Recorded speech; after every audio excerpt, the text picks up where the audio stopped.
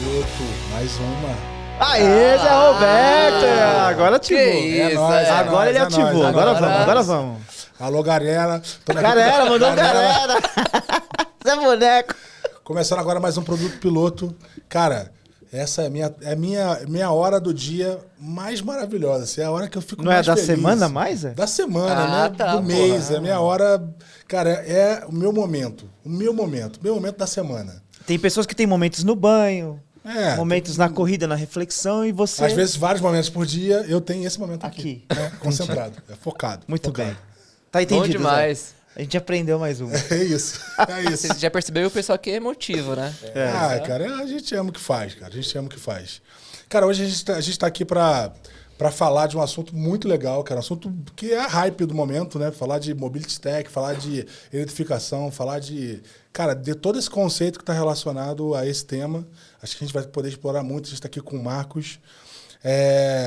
Antes de apresentar a empresa, de falar de você, vou falar um pouco do Produto Piloto. Produto Piloto, para quem está se conectando agora, é um projeto sem fins lucrativos. Nosso propósito aqui é levar conteúdo para quem está querendo se conectar com temas relacionados a produtos digitais. A gente tem 3 trilhas aqui.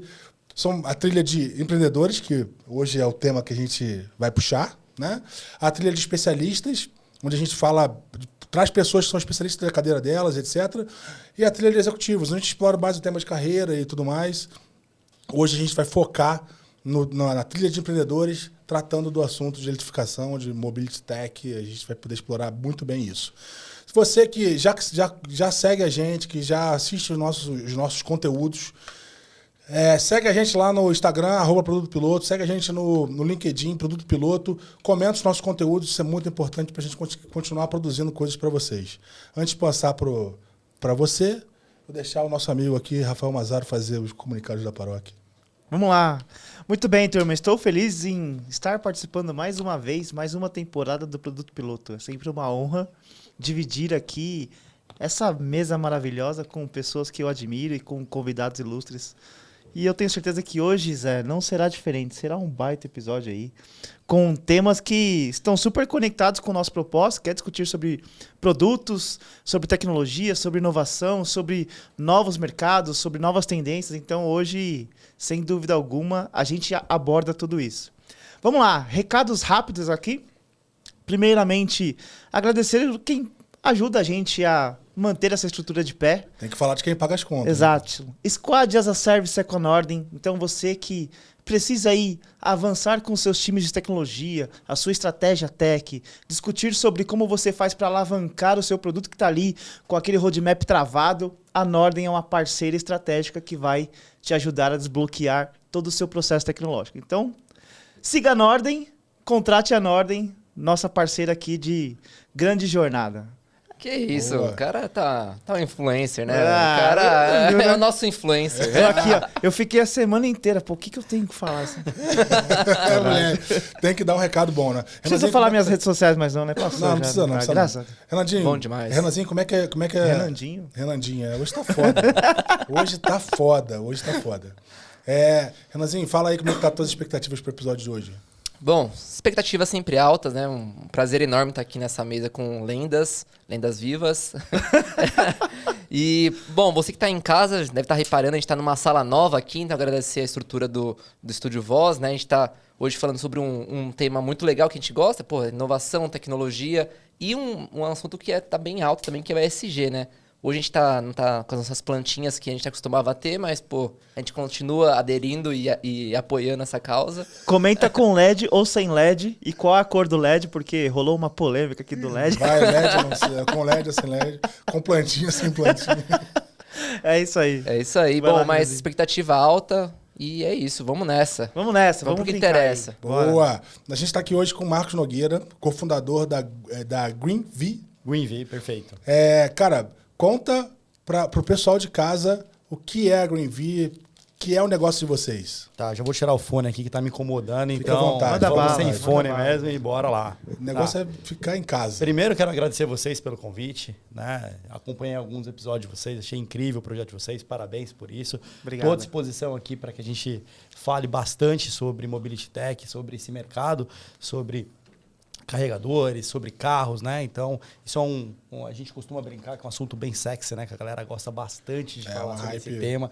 Ele tá bem alto, assim, né? Então, eu tenho certeza que hoje o consumidor, quando ele vai comprar um carro, ele já fala a combustão, elétrico ou híbrido. Ele tem já essa dúvida. Antes ele... não é a hora ainda, é muito futuro elétrico. Hoje, ele já sabe que ele pode considerar um carro elétrico para ele também. Então, isso é a grande virada de jogo, né? Então, a gente chegou no momento que a gente falava 10 anos atrás que era futuro, mas não é mais futuro. Hoje é realidade. Hoje você pode, em muitas concessionárias em São Paulo, escolher um carro elétrico. Então, é um tema sexy, mas vamos tirar o romantismo e não, é um dar o tema, papo reto, é um né? papo, é uma coisa muito legal, assim, a gente vive disso bastante tempo, né? Existem muitas empresas já vivendo de mobilidade elétrica, então... Vamos lá, então estou à disposição aqui vocês. Obrigado, Renan, meu parceiro de corrida aqui. Boa, né? O homem voa, é um raio, não sei se vocês sabem disso. Eu não sabia, não. É um raio, não. Então... Eu conheço como mini crack do Alok. É um raio. Animação de festa, infantil, essas coisas. Aliás, você precisa disso, festas corporativas, e o budget não chegar no Alok, tem mini crack do Alok aí. Fim de ano, minha agenda é cheia. Não sabia, não, cara. Vamos saber. Multipotential, né? O cara corre, trabalha. Mas é isso aí. Então, vamos lá, estou à disposição de vocês. Quiser conversar, quiser que a gente fala aqui. Boa, obrigado. Cara, conta aí pro cara de casa, antes da gente entrar no conceito de Mobility Tech, fala um pouco da Greenvee, o que é a empresa, qual é a proposta de vocês, como é que vocês estão posicionados hoje? A Greenvee é um ecossistema de mobilidade elétrica. Então, a gente hoje tem bastante concorrente, né? Então, eu brinco que o algoritmo descobriu, né? Facilmente, que eu sou da área de mobilidade elétrica. Então, cada dia ele me apresenta uma empresa nova, né? Então, toda vez que eu abro o Instagram, vem uma empresa nova de mobilidade elétrica. Então, assim, mas nenhuma empresa de mobilidade elétrica tem esse ecossistema de mobilidade. O que é esse ecossistema? A gente consegue completar todos os mercados de mobilidade elétrica que a gente tem. Desde educação, que a gente tem uma academy, isso é muito legal. Então, a gente, há 2, 3 anos atrás, a gente desenvolveu cursos e trilhas para ensinar o mercado sobre mobilidade elétrica, desde o dealer, que é o cara que vende carro elétrico, para saber vender melhor os carros, até mesmo instalador, empresas, seguradoras. Então, a gente ensina esse mercado, porque é tudo muito novo, né? E a tecnologia, quando ela é muito nova, ela traz muita insegurança. Então, as pessoas começam a falar coisas que, na verdade, ela ouviu alguém falar, começa a repetir, e, na verdade, não é bem isso. Então, o nosso propósito lá da Greenvee, na parte de educação, é levar conhecimento. É levar para as outras pessoas aquilo que a gente aprendeu há mais de 10 anos atrás, que a gente vem trabalhando em mobilidade elétrica, levar o conhecimento dessas pessoas. Então, esse é um dos propósitos nossos, que é a educação. Mas a gente tem app para você encontrar seu carregador, para desbloquear a estação de recarga. Nós temos as nossas próprias estações, nossos próprios pontos de recarga. Temos o nosso carregador próprio também, com a nossa marca. Né, que hoje o nosso carregador portátil, por exemplo, é o mais vendido do Brasil, é o portátil que a galera adotou como seu segundo carregador. Então, os porta-malas aí dos veículos quase sempre tem um Greenvee lá, então é o queridinho da galera aí. Então, é um produto muito legal que a gente tem. A gente tem um CPO, na verdade, que é um sistema de gerenciamento dos carregadores, que a gente tem na tela todos os carregadores que estão conectados, porque quando começou os carregadores eles eram, posso chamar de off-grid, né? Um sistema mais não conectado, né? Um sistema meio burro, assim. Meio burro, né? Então, assim, a gente teve que desenvolver um produto, um IoT, para conectar esses carregadores, para levar esses carregadores para a nuvem. Então, a gente também desenvolveu esse IoT hoje. Então, uma placa que a gente desenvolveu. Então, a gente coloca atrás do carregador e ele passa a aparecer nas nuvens. Tem uma linguagem própria, né? A linguagem dos carregadores se chama OCPP, né? Que aí a gente consegue interligar todas as redes de carregadores. Então, hoje a gente administra 2 grandes redes de carregadores, da Audi e da Porsche. Ninguém sabe que os carregadores são administrados pela gente. Então, nós não só instalamos, como fazemos toda a gestão dos carregadores. Então, remotamente, a gente consegue descobrir se ele está em manutenção, que potência que ele está ligado, né? O volume de cargas que teve no dia, quanto de energia foi consumido naquele dia. A gente consegue ter bastante informação dali, e até mesmo se a gente tem um hotel que o carregador passa praticamente o tempo todo usado, a gente já tem dados ali para implementar mais um, e assim implementando... Para entregar uma estatística, etc. Dá para a gente começar a trabalhar com dados ali com base no usuário. né? Então, o ecossistema da GreenV é uma solução completa. Tanto que a gente se vende hoje como um white label da mobilidade. Então, vocês aqui, você fala assim, poxa, eu quero montar uma empresa de mobilidade. A GreenV consegue fornecer para vocês tudo dentro de mobilidade. App, CPO, carregador, estação de recarga, service. Eu consigo colocar de pé uma empresa de mobilidade com tudo que eu tenho e eu já tenho alguns cases assim. Então, o da Stack, o app da Stack é nosso, né, por exemplo. As estações de recarga da Stack também são nossas. Dentre outros vários clientes aqui que a gente tem contrato, não pode falar, que é a GreenV que está por trás. Né? Boa. Então, Muito legal. isso. Cara, Muito então legal. dá para dizer que vocês entregam ali toda a habilitação, todo o enabler para alguém, para o ecossistema de eletrificação, de certa forma. Perfeito, né? é isso. Beleza, tem muita dúvida, muita coisa para aprofundar e o Renan já está ali, puta, quero fazer umas perguntas. Antes da gente de entrar nas perguntas em relação à GreenV, eu queria que você contasse um pouco de, cara, como um cara de comunicação chegou no mercado de tecnologia, mercado e por sua vez, o mercado de eletrificação. O que te levou a trilhar esse caminho, né? Tá onde você está agora, né? Tá. Cara, eu posso começar a história desde a minha infância, né? Eu costumo brincar que muita da nossa vida vem da nossa infância, né? Tudo aquilo que a gente viveu, a gente, de certo modo, repete na fase adulta, né? Então, minha vida sempre... eu fui apaixonado por Fórmula 1, né? Eu estava até contando para vocês lá fora. Eu tinha uma paixão por Fórmula 1. Eu comprava uma guerra com a minha avó entre a missa e a Fórmula 1. Então, eu sempre fui muito apaixonado por carro. Eu amava carro, amava velocidade. Então... por algum motivo, depois eu vim viver essa parte automotiva e hoje eu vivo isso, respiro essa parte de mobilidade. Mas começou ali a minha paixão por carro, por velocidade e por trabalhar com aquilo. E aí, passaram-se os anos, né? Aí eu e meu sócio nos conhecemos na igreja, né? Como todos já sabem, a gente tem até matérias na Exame aí, contando da nossa história da igreja. Um dia... Eu li sobre isso. Um dia eu fui na igreja católica lá, que eu sou do interior, aí pela minha avó, que me obrigava a ir para a missa, né? Eu queria assistir Fórmula 1 e ela me obrigava a ir para a missa, então eu dividia os domingos entre assistir corrida e ir para a missa, né? Aí quando eu vim para São Paulo, depois de um tempo, um dia eu estava meio triste ali, falei, vou na igreja lá para me conectar, né, com alguma coisa, né, com Deus ali, sim, né? Encontrar algum conforto, etc. Algum conforto. Falei, vou lá, né? Aí chegou na igreja católica lá, ninguém falou comigo, é diferente no interior, que todo mundo falava, né? Interior, mais cidade próximo, pequena, né? A coisa é diferente. Chama né? todo mundo por nome e sob de nome. Caloroso, O né? padre te Caloroso. conhece, né? Você conhece o padre. Chegou lá, igreja gigantesca, né? Igreja de São Judas Tadeu lá, igreja gigantesca, ninguém fala com ninguém, você entra, sai, ninguém te vê. Eu achei aquilo um pouco estranho, né? Aí um amigo meu me chamou para ir na igreja batista lá, eu peguei e fui. Né? O primeiro dia que eu estava na igreja lá, o pastor virou assim e falou assim, cumprimenta seu colega do lado. Aí cumprimentou, virou meu sócio, o Júnior. Então, virou meu Então, sócio. ali você conheceu o cara que veio a ser seu sócio. Virou meu sócio, né? Coincidência da vida. Nessa ida à igreja, né? Então, por isso que tem aquela matéria, eles se conheceram na igreja e montaram uma a mobility chamada deck. Foi por causa dessa história, né? Então a gente sentou do lado ali e passamos a conversar e ele tinha um sonho de empreender. Eu tinha um sonho de empreender, né? Eu trabalhei na BCP, antiga Claro. Então, eu vivia tecnologia também na minha vida ali, porque eu configurava, era um dos especialistas em configurar BlackBerry no Brasil, quando você tinha que fazer o push e-mail, né? Que você tinha que puxar os e-mails não chegavam automaticamente, então era um dos especialistas disso no Brasil. Tinha um pushzinho, então, eu configurava os BlackBerrys ali, né? Então sempre gostei muito de tecnologia, então todos os celulares novos que lançava, eu testava, ficava ali, às vezes com 3, 4 celulares e brincando, Nokia, Motorola, né? Sony Ericsson na época, então eu tinha muita coisa ali de tecnologia na minha mão, chegando, era tudo novidade, né? Os smartphones chegando ali, né? Então, vivi muito dessa tecnologia. Aí, depois da Claro, montei uma outra empresa, passei pela Fast Shop antes, né? Trabalhei no corporativo da Fast Shop e depois montei uma empresa para prestar serviço para outra, mas eu era um empreendedor dentro de uma empresa. Né? Intraempreendedor. Um intraempreendedor. E ali fiquei até que um dia um outro amigo nosso, que não faz mais parte da sociedade, falou de automação residencial. Né? Aí falou, Marcos, olha, eu tô com uma ideia de abrir uma empresa de automação. Né? Falei, com você eu não abro. Que era meu amigo, mas falei, com você eu não abro. Só você eu não abro. Falei, eu te amo, gosto demais de você, mas, cara, eu sei que com você não vai rolar.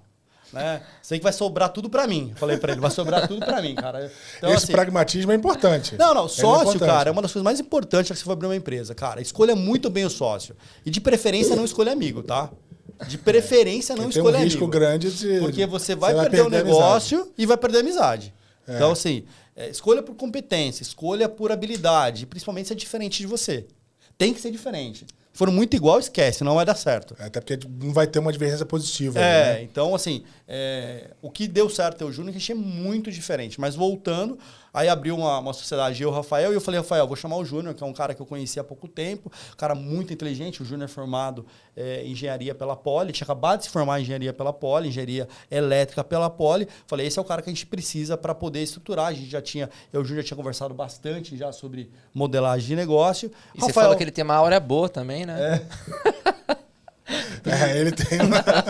Pô, não fala isso, cara. Vai ter que cortar isso no podcast. Depois vai ficar bravo comigo, pô. Tô brincando, pô. Esse cara é eu ficou piada interna, eu quero saber. Não, tem uma hora boa, pô, eu conheço na igreja, cara. É verdade, toda uma energia positiva. Energia positiva. Aí eu trouxe que foi maldoso. Eu não. Vocês que tentaram me induzir aí. Mas, enfim, aí trouxe o Júnior pro negócio também. A gente começou o negócio de automação. Montamos ali um business plan, passamos 3 meses planejando ali como a gente ia montar, estudando tecnologias de mercado, né? Já tinha muitas empresas de automação residencial lá atrás, isso em 2011, né? E eu comecei a pensar em tudo que podia ter numa casa. Tudo que podia ter dentro de uma casa, tudo que o usuário podia conectar dentro de uma casa, né? Então a gente fazia automação de iluminação, áudio e vídeo, né? Tudo que era conectado, legal, hein, cara? tudo que era conectado numa casa a gente trazia para ali. E eu comecei a pensar em inovações para aquilo. E voltando para a Fórmula 1 lá, quando eu terminava a Fórmula 1 e eu não ia para a igreja, eu assistia Auto Esporte. Assistia os programas de empreendedor também que passavam ali no domingo, né? Então aquilo ali começou a me modelar. Então aquilo que a gente faz na infância tem muita influência na nossa vida adulta, né? Sem dúvida. Então, e começou a me influenciar. Então eu assistia muito programa de carro e também sobre empreendedorismo, né? Porque era a continuação ali da Fórmula 1 ali depois, né? Para acabar a Fórmula 1, eu ficava assistindo ali as outras coisas, né? E aí eu peguei e falei assim num dia no business plan. Falei assim, gente, um dia, todas as garagens vão ter um carregador para carro elétrico na vaga. Uhum. Falei, esse negócio um dia vai explodir. Eu falei isso em 2011. Foi a casa que você... Foi o projeto que vocês fizeram para Casa Cor, não é isso? Também, mas a minha ideia foi... Só que ficou só no campo da ideia, né? Coloquei essa informação lá, a gente nem colocou no plano, porque era tão distante, era um mercado mais tão distante, um negócio tão... futuro mesmo, que a gente não colocou nem no plano. A gente não colocou no plano. Aí em 2012, eu e o Júnior resolvemos fazer uma viagem para a Europa, um tour pela Europa. Não com esse objetivo mesmo, para descontrair mesmo, passear mesmo. Fomos para a Europa e começamos a viajar a alguns países. Aí quando eu vou em Amsterdã, carregador na rua. Vou para a França, carregador na rua. Tá nascendo. Inglaterra, carregador na rua. Eu falei, cara, não é tão longe assim. Falei, opa, tem negócio aqui já acontecendo. Falei, Júnior, lembra que eu falei? Olha aí. Cara, isso é um negócio que vai acontecer. Aqui tem bilhão, eu falei para ele. Prevendo o futuro. Falei, aqui tem bilhão. Aqui tem negócio. A visão do empreendedor aí, né? Aí começamos a pensar mais sobre isso. Mas também não tinha por onde começar. Né? Não tinha carregador no Brasil, tinha meia dúzia de carro elétrico no Brasil naquela época, tinha chegado um da Nissan, um da Renault, tinha um híbrido ali, mas, cara, era terra, assim, não é que era mato, não tinha era direção. Tudo mato, assim, não tinha nada acontecendo naquela época. Tudo bem, né? Seguimos nossa vida ali, lutando para um negócio acontecer, porque negócio nunca é fácil, então não tinha dinheiro para nada, né? Luta de começo de empreendedor, né? Então, assim, o caixa não fechava, a gente não conseguia sobreviver da empresa. Eu ainda trabalhando na empresa, a gente também trabalhando na empresa. Isso no negócio de automação. Né? Tanto que o primeiro negócio nosso é uma história essa bem engraçada, né? A gente fechou um negócio de automação para colocar uma loja de pé, né? A gente fechou tudo, câmera, som, automação de iluminação. E a gente não tinha tempo para executar o projeto, porque a gente estava trabalhando nas nossas empresas, a gente não podia faltar nas nossas empresas para executar. Mas já tinha fechado. O cliente pagou. Nasceu num modelo bem bootstrap, então. O negócio de vocês, o né? que aconteceu? A gente só aparecia para fazer o projeto de sábado. Uma hora o dono da loja se tocou, né? Ele coçou a cabeça e falou assim: vocês são empresa de sábado, é isso que eu tô entendendo? Aí ficamos numa saia justa ali, né? A gente teve que direcionar mais pessoas durante a semana, teve que contratar a gente para poder executar o projeto, porque a gente só trabalhava de sábado para a empresa, né? Isso legal. foi o primeiro assim, projeto que a gente se deu conta de a primeira cobrança de um cliente assim, mais forte para a gente. Colocamos uma loja de pé, ficou sensacional. Até hoje funcionando, passo na frente da loja lá, fico feliz que foi o nosso primeiro projeto. E assim. totalmente bootstrap, o dinheiro era todo de vocês. Tudo nosso. Então, assim, a gente colocou video wall, cara, a gente fez de tudo ali na época, né? E passou esse período, eu já conhecia uma arquiteta super famosa, a Joia Bergamo, então vou dar um abraço para ela aí, pela ajudar a gente a impulsionar nosso negócio. Ela me chamou um belo dia lá. Olá, Marcos, eu sei que você abriu uma empresa aí de automação, de tecnologia, né? Eu tô com a maior casa do evento aqui da Casa Cor aqui, mais 300 metros de casa aqui, não sei o que eu faço com essa casa aqui. E eu tive uma ideia. Vamos fazer a casa do futuro? Vamos fazer uma casa super tecnológica. Pô, que legal, aqui. hein, cara? Isso é um negócio que é um parque de diversões. Aí eu falei, tá bom. Não tinha a menor noção do que era. Né? Não tinha a menor noção do que era Casa Cor. Eu não imaginava o que era aquilo. É evento gigantesco. Não, eu não imaginava o que todos era os arquitetos aquilo. Cara, a hora que estão o lá, filme né? dá conta, já estava o dia do lançamento da casa, né? A hora que o filme dá conta que era o tamanho que ela era, a imprensa toda envolvida. Arquitetos do Brasil todo. Arquiteto do Brasil todo. O tamanho do business que era a Casa Cor. Eu falei, caramba, onde a gente está? Tão pouco tempo de empresa, olha onde a gente está. A gente passou praticamente 30 dias montando aquela casa, tendo ideias, sem vender, sem trabalhar, se dedicando para aquela casa. Mas ali foi a primeira virada de chave. Por quê? Imagina, isso em 2012. Pense vocês, a gente conseguiu um carregador de carro elétrico, a gente colocou toda a casa automatizando banheira, colocamos uma tela touchscreen na frente lá, colocamos torre eólica, colocamos placa fotovoltaica.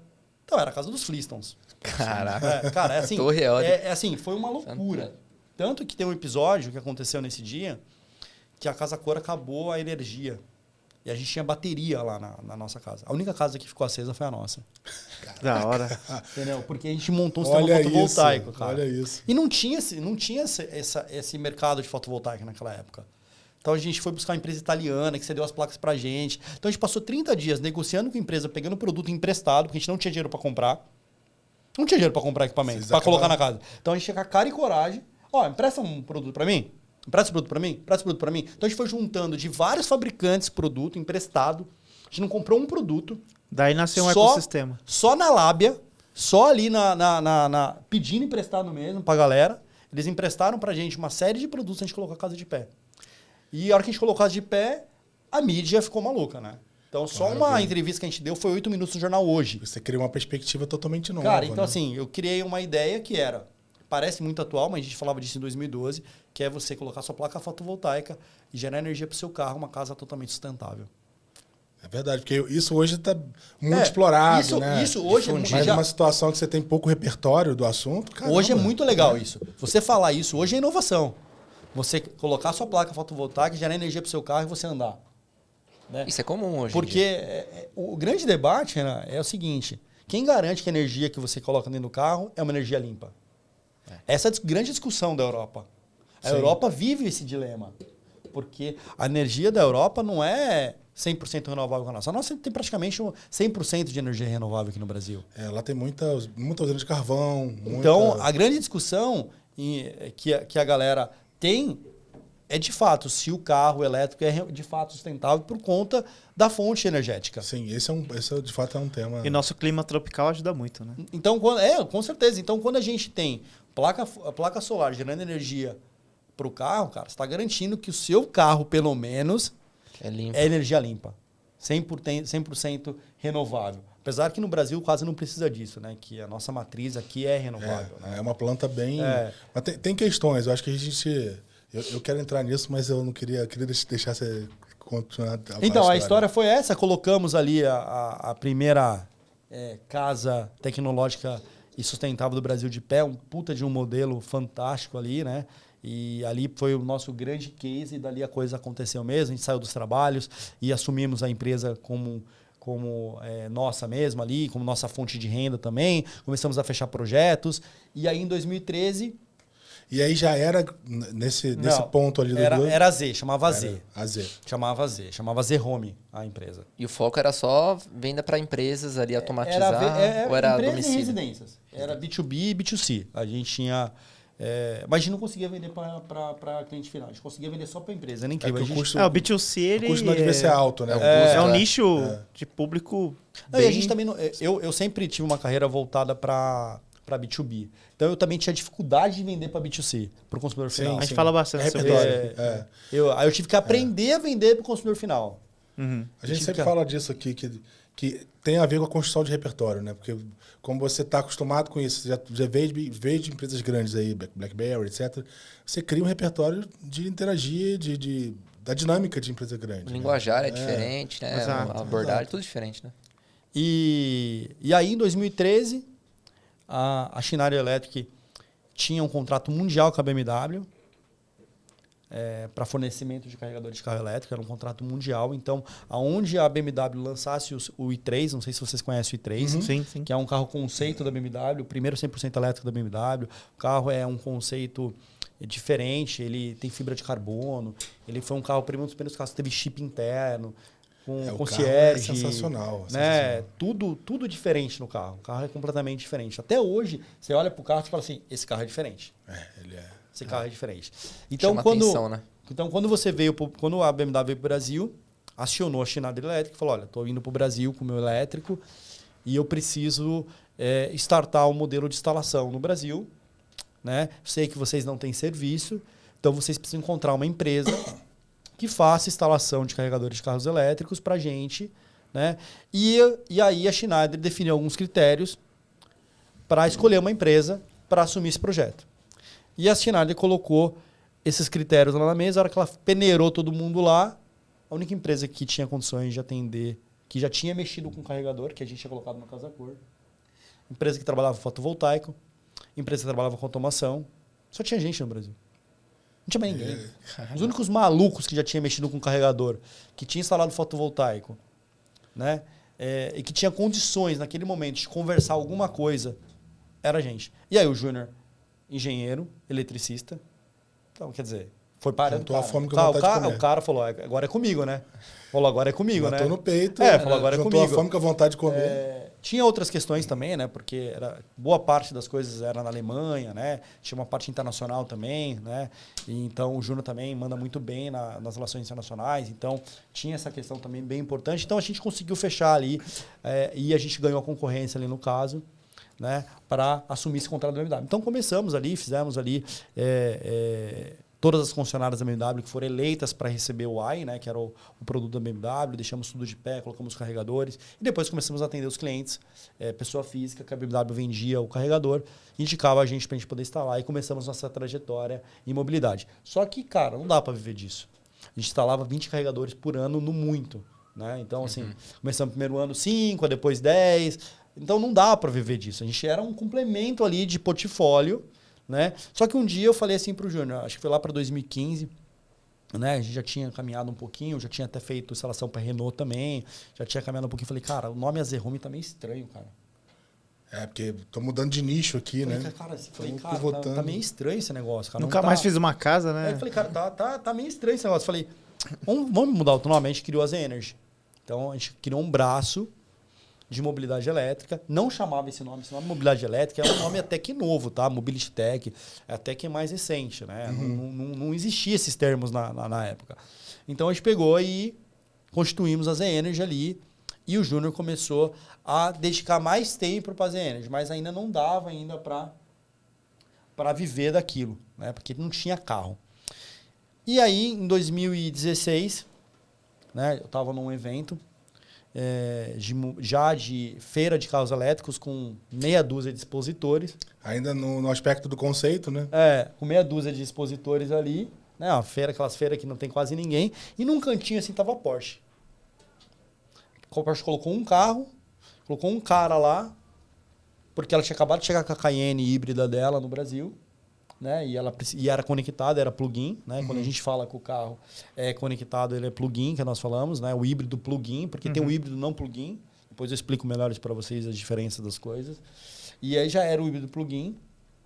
E eu vi a Porsche lá. Mas, cara, a Porsche assusta, né? Chama verdade. atenção. A Porsche né? assusta, né? A Porsche é a Porsche, né? Aí eu falei, Júnior, vamos lá falar com o cara. Tem nada pra perder mesmo, né? Vamos embora. Chegou lá, ele tá na Porsche ainda, hoje super parceiro nosso, tá até hoje na Porsche ainda. Cara, ele praticamente não queria conversar com a gente, né? Não queria mesmo, assim, ele não tava disposto. Quem são esses caras, Não né? tava doido, né, cara? Quem são esses caras? Tem que esses dois malucos aí, né? Mesmo a gente contando pra eles, olha, a gente tem contrato com a BMW, a gente que faz instalações da BMW, tudo. Cara, ele não tava muito afim de conversar. Não sei se era final de feira, ele tava cansado. Flávio, um abraço, Flávio, pra você. Ele tava cansado, não queria conversar com a gente. Mas ele aceitou nosso cartão de visita. Ele pegou e guardou. Né? E a gente achou que ele tinha jogado fora o cartão. Né? Que ele não tinha ouvido de fato o que a gente tinha falado. E aí, a gente falou na cabeça dele, cara. Nossa. Imagine dois ali, cara. Bombardeando a cabeça dele. E aí, né, passou um tempo, tocou o telefone fixo na empresa. Né? Hoje quase não toca telefone fixo nas empresas. É um né? negócio raro, nem sei se Tocou, tem, acho que nem tem. Nem tem mais. Aí a menina saiu correndo, assim, apertou o mute lá, a Porsche no telefone. Puta, cara, já saiu o Júnior assim, tropeçando, assim, derrubando Catando cadeira. coquinho. Quem é que atende? Quem é que atende? Já atendemos. Aí chamou a gente pra uma reunião. A gente foi pra reunião lá na Porsche. A Porsche apresentou o projeto pra gente, falou: vocês vão participar de uma concorrência. Né? A gente está montando um modelo de negócio aqui. A gente tem, a longo prazo, um carro 100% elétrico, que a gente tem ideia desse carro chegar ao mercado brasileiro entre 2020 e 2021. Né? Enquanto isso, a gente vai trabalhando com os modelos híbridos aqui, que é a Cayenne. São plugins, então demandam um carregador. E Panameira. E a gente queria chamar vocês para uma concorrência. Né? E se vocês aceitarem... Cara, ficou muito feliz. Pô, aquele papo lá que a gente achou que o Flávio não tinha ligado, não tinha acontecido nada. O cara ouviu e ligou pra gente pra chamar com esse. Então, às vezes a gente considera, né, cara, que a pessoa vai... Dar a cara a tapa é super importante. Então foi muito legal, né? E aí a Porsche chamou a gente ganhou a concorrência, né? Com empresas gigantescas. E a gente, uma formiga, essa é a verdade. Ganhamos a concorrência dos grandões, porque o negócio era tão complexo que os caras não queriam entrar. Porque é um elefante numa loja de cristais, né? Um paralelo no tema aqui, a gente sempre fala sobre isso. Cara, é muito legal ver assim os founders indo a campo para poder fazer aquilo acontecer. A gente sempre reforça, cara, todo mundo no final do dia tem que ser um vendedor da empresa. Não importa o que você faz, você precisa estar ali entendendo a dinâmica do que a empresa oferece. E, cara, você pode estar numa festa, você pode estar num evento, você pode estar na corrida. Você tem que ter ali um speech pronto para poder contar o que você faz. E às vezes pode não acontecer nada. Mas pode acontecer. Virar uma parceria dessa que eles acharam que o pitch não tinha dado certo e o cara ficou pensando. E a BM mudou a nossa vida, a BMW, porque abriu as portas pra gente. Então a gente tem uma gratidão enorme, né, no portfólio, né? pela BMW. Temos uma gratidão enorme pela Schneider Electric também, que convidou a gente para esse primeiro projeto. Mas a Porsche mudou completamente. A Porsche mudou a gente de patamar. Né? Então, em 2017, a gente estava em Dubai, eu e o meu sócio, já em Dubai, em 2017, numa conferência da Porsche, apresentando todo o conceito de eletrificação. O que ela ia fazer nos próximos 10 anos. O que ela ia fazer nos próximos 10 anos. Sensacional. Cara, animal, cara. Legal. Tava lá, cara, com os principais países do mundo lá, explicando os projetos pra gente, como seria a estratégia da Porsche de eletrificação. E ali, cara, abriu-se um horizonte gigantesco na nossa frente. Porque tem um aspecto infraestruturante muito poderoso nessa história, né? Que eu acho que assim, acho que vocês pegaram um nicho interessante porque assim, não tem padronização, não tem...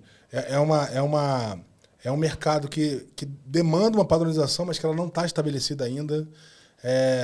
Tem muita demanda de infraestruturação, de infraestruturar mesmo, de criar o foundation e tudo mais, e isso só vai acontecer aos poucos. Acho que movimentos como esse, como o de vocês, né? Hoje, Zé, já está muito bem estabelecidas as normas. Tem norma já, tudo muito, muito legal, já tem padrão. Hoje a coisa está muito legal. Mas isso lá atrás, a gente teve que decidir junto com a Schneider que a BMW qual seria o padrão no Brasil, porque não tem. Porque aqui no Brasil, a nossa rede elétrica é uma bagunça, né? Sim, sim. Na Europa, é tudo 380. Né? Então, assim, não tem esse negócio. Aqui no Brasil, a gente tem monofásico, bifásico e trifásico. Aí você tem o trifásico 220. Cara, aí você vai, cada região do Brasil é um padrão diferente. Então, aqui em São Paulo, a gente tem o 220, o bifásico, você tem o trifásico 220, você tem 380 em empresas, indústrias e empresas, né? Aí você vai pro Nordeste, a maioria é tudo 380, Santa Catarina, a maioria é 380, Rio Grande do Sul, metade. Então, assim, é uma bagunça, cara. Então, vem um alemão pra cá, você tenta explicar isso pra ele, ele não consegue entender. É verdade. Ele fala Não assim, cabe na cabeça dele. não entra. Ele fala assim, não é possível. Como é que eu vou ter um modelo para cada região do Brasil? Como eu vou definir esse negócio? É impossível trabalhar nesse mercado. Isso, Não tem isso nem condição. falou de impostos ainda. Não, né? ele fala assim, é impossível a gente definir um modelo para o Brasil. Você está me dizendo que cada região é de um jeito? Cada região é de um jeito. Cada região é instalação de um jeito.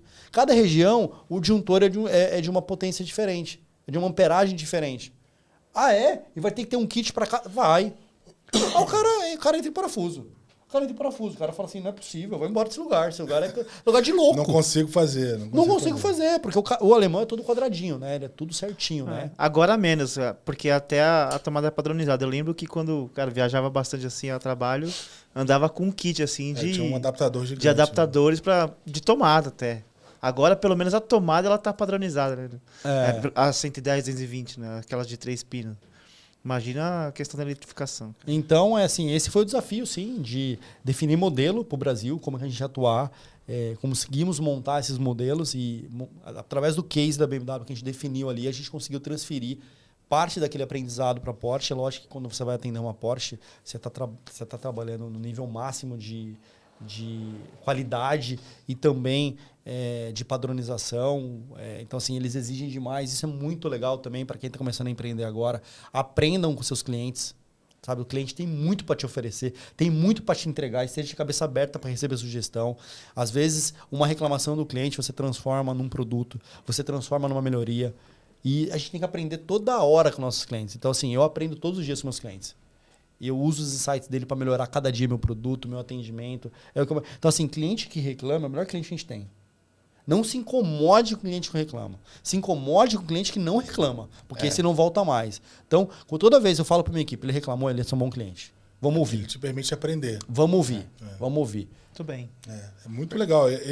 Esse é o cliente que te dá uma aula, te mostra como fazer e te permite corrigir. O cliente que não reclama é o cliente que vai embora mesmo. É o pior cliente que ele não reclama. Caralho. Porque ele não só não reclama para você, como ele reclama para... Ele não reclama para você, reclama para todo o mercado e fala mal de você. E aí você não tem oportunidade de melhorar, e você não tem oportunidade nem de tentar mudar aquilo que você não fez tão legal para ele. Você não tem essa oportunidade. Né? Porque ele não reclamou, ele não trouxe para você a questão. Né? Então... É fantástico. Agora, Cara, fala aí. em paralelo, assim, fantástica a história. E eu acho que é uma coisa que a gente vem discutindo aqui até nos outros episódios com outros empreendedores. Cara, o diamante, ele foi sendo lapidado, né? Você começou ali com... Certamente, no plano de negócios lá da empresa de automação residencial, vocês nunca tinham pensado em carregador de carro elétrico. Vocês foram ter uns insights durante a jornada, né? Então, acho que... A gente pensou assim, Renan. Eu pensei ali, tive a ideia do carregador de carro elétrico, mas foi amadurecendo. E as coisas foram acontecendo, né? Foi dando tudo certo no final. Sim, foi lapidando, né? Foi tomando forma. Vai e tudo mais. evoluindo, você vai começando a ver o mercado, movimentos, vendo a necessidade. Eu acho que é muito sobre isso, né? Sobre lançar um produto.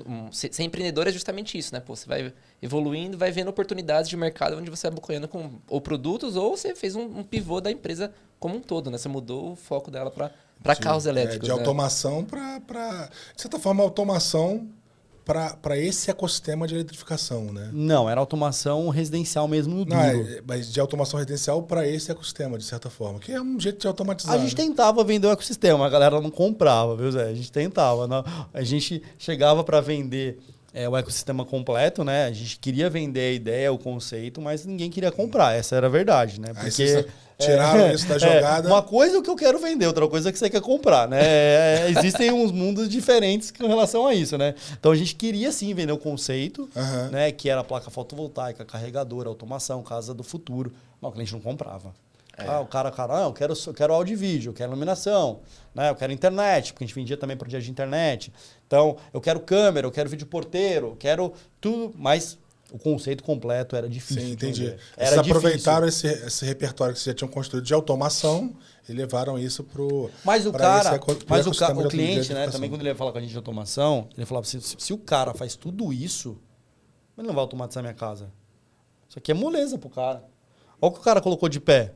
O cara tá falando de casa do futuro. Então, assim, o cara acabava confiando também na gente por conta disso. Então, a gente teve um sucesso também na automação. Então, assim, foi legal. A empresa teve também bastante matéria. Se jogar na Z-Home, assim, na internet, você vê bastante case legal que a gente fez. A gente fez empresas muito interessantes. Tem belos projetos que a gente fez. O último projeto que a gente entregou de automação foi a Prismian Group. É uma empresa de cabos do mundo. Ela comprou a Pirela... Sorocaba, né?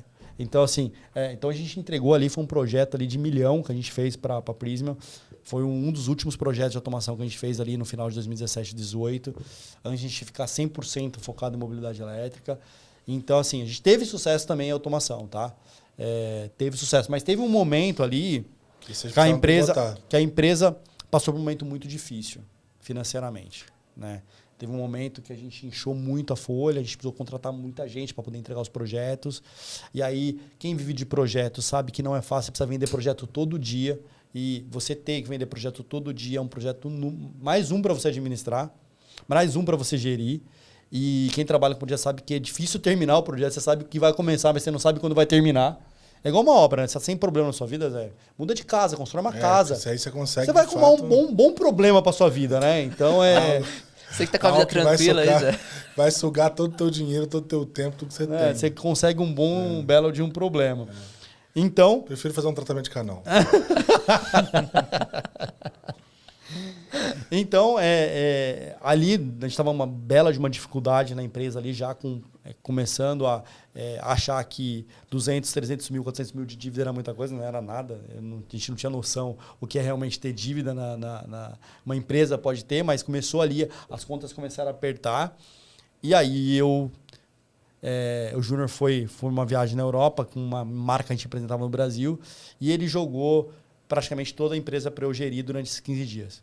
E aí eu fui tomando conta das áreas que o Júnior também tomava conta, comecei a entender tudo. A hora que ele voltou, falei, Júnior, me dei tão bem aqui cuidando de tudo. Faz um favor para mim. Cuida só de mobilidade elétrica. Cuida só de carregadores. Foca nesse negócio.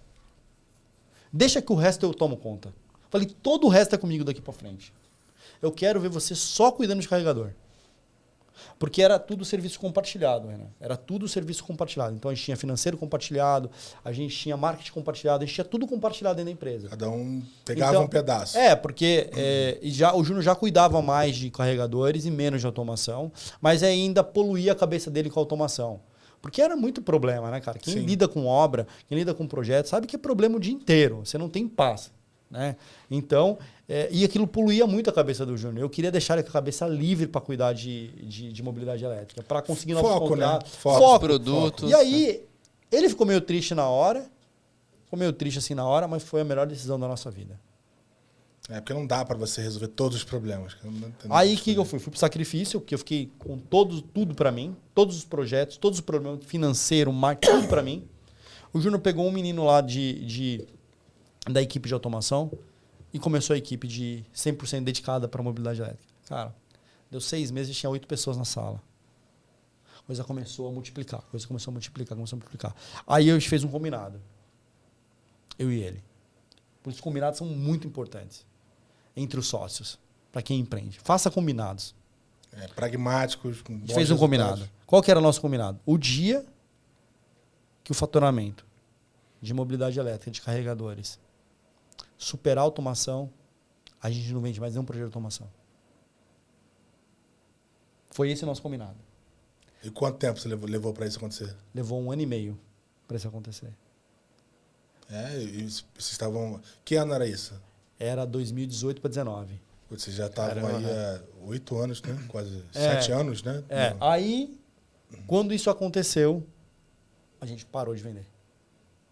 Paramos de vender automação. Entregamos nossos projetos, a gente tinha e nunca mais vendemos automação. E aí batia, parece que é uma coisa, né? O dia que a gente falou que não vendemos automação, os melhores projetos do mundo apareceram, né? Pra te Clássica, provar, essa né? clássica. Pra te provar que você não vai vender mesmo, né, cara? E você vendedor, né, cara? Não querendo falar não, vem projeto de 500 mil, Faturamento, né? 600 mil, né, cara? E aí seu olho brilha, né, cara? Mas cada vez que você assumia um novo projeto, você prolongava mais a empresa de automação. Então você não podia assumir mais projetos. Sim. Mas questão de foco, né? É o foco, assim, você precisa focar no que é o plano de futuro, porque do contrário você fica dando manutenção nessa coisa que já está te arrastando, de certa Não, forma. e foi muito bom, porque ali a gente conseguiu realmente focar, conseguimos melhorar tudo que a gente tinha e a coisa mudou de figura. Aí que começou a chegar a Greenvee, né? A Greenvee não existia, né? E a gente começou a ganhar relevância no mercado, começamos a aparecer, o pessoal começou a ver que o negócio era legal, que a indústria automobilística estava mudando, começou a chegar mais carro elétrico, começou a chegar mais carro híbrido, a coisa começou a crescer, já começou a vender 20 mil carros elétricos no ano, a coisa já começou a criar um certo volume. O assunto começou a virar na roda dos bares. Já começou a acontecer, e aí começou um monte de investidor querendo investir na gente. Né? E a gente com aquele nome Energia ali ainda, né? Aí começou a pipocar. E só um ponto antes, para entender, né? Antes você já fazia produção de produtos novos ou você Não, a gente só revendia. Só revendia. A gente revendia. E A gente revendia carregadores de outros fabricantes. Revendia, instalava. A gente, na verdade... Era um hub, né? A nossa atuação era venda de produto e instalação. Só. A gente não tinha todo esse ecossistema. E só fazia isso. Então a gente era um instalador. Propriamente dito. Um revendedor e instalador. Só. A gente não fazia mais nada além disso. Então a gente era um bom instalador, conhecia do produto, coisa que não tinha muita gente conhecia.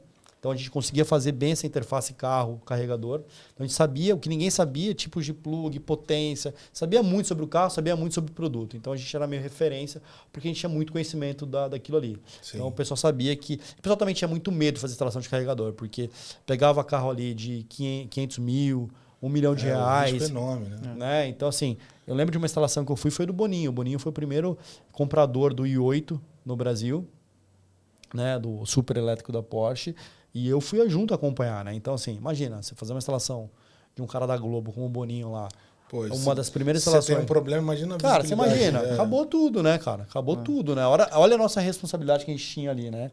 Então, era essa a dinâmica.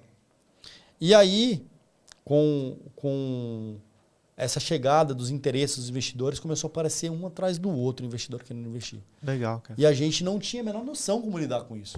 Acho que um aspecto interessante, assim, olhando para os nossos convidados, vocês não chegaram a pivotar, me parece que, assim, houve uma mudança de rota, não pivotaram o negócio, né?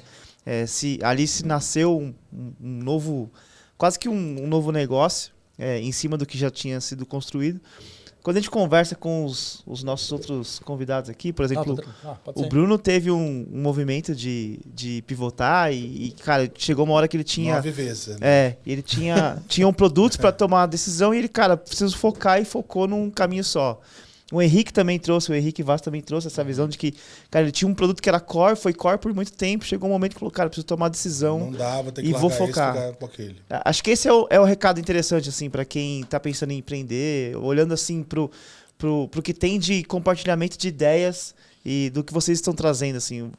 Pô, Marcos, você trouxe uma visão, Bruno trouxe outra, Henrique trouxe outra, mas são muito parecidos no final das contas, cara, é sobre foco. É assim, eu tenho caminhos a seguir, mas na hora que eu tenho aquela ruptura, a gente fala sobre o momento de ruptura, sempre vai ter essa aprovação, cara.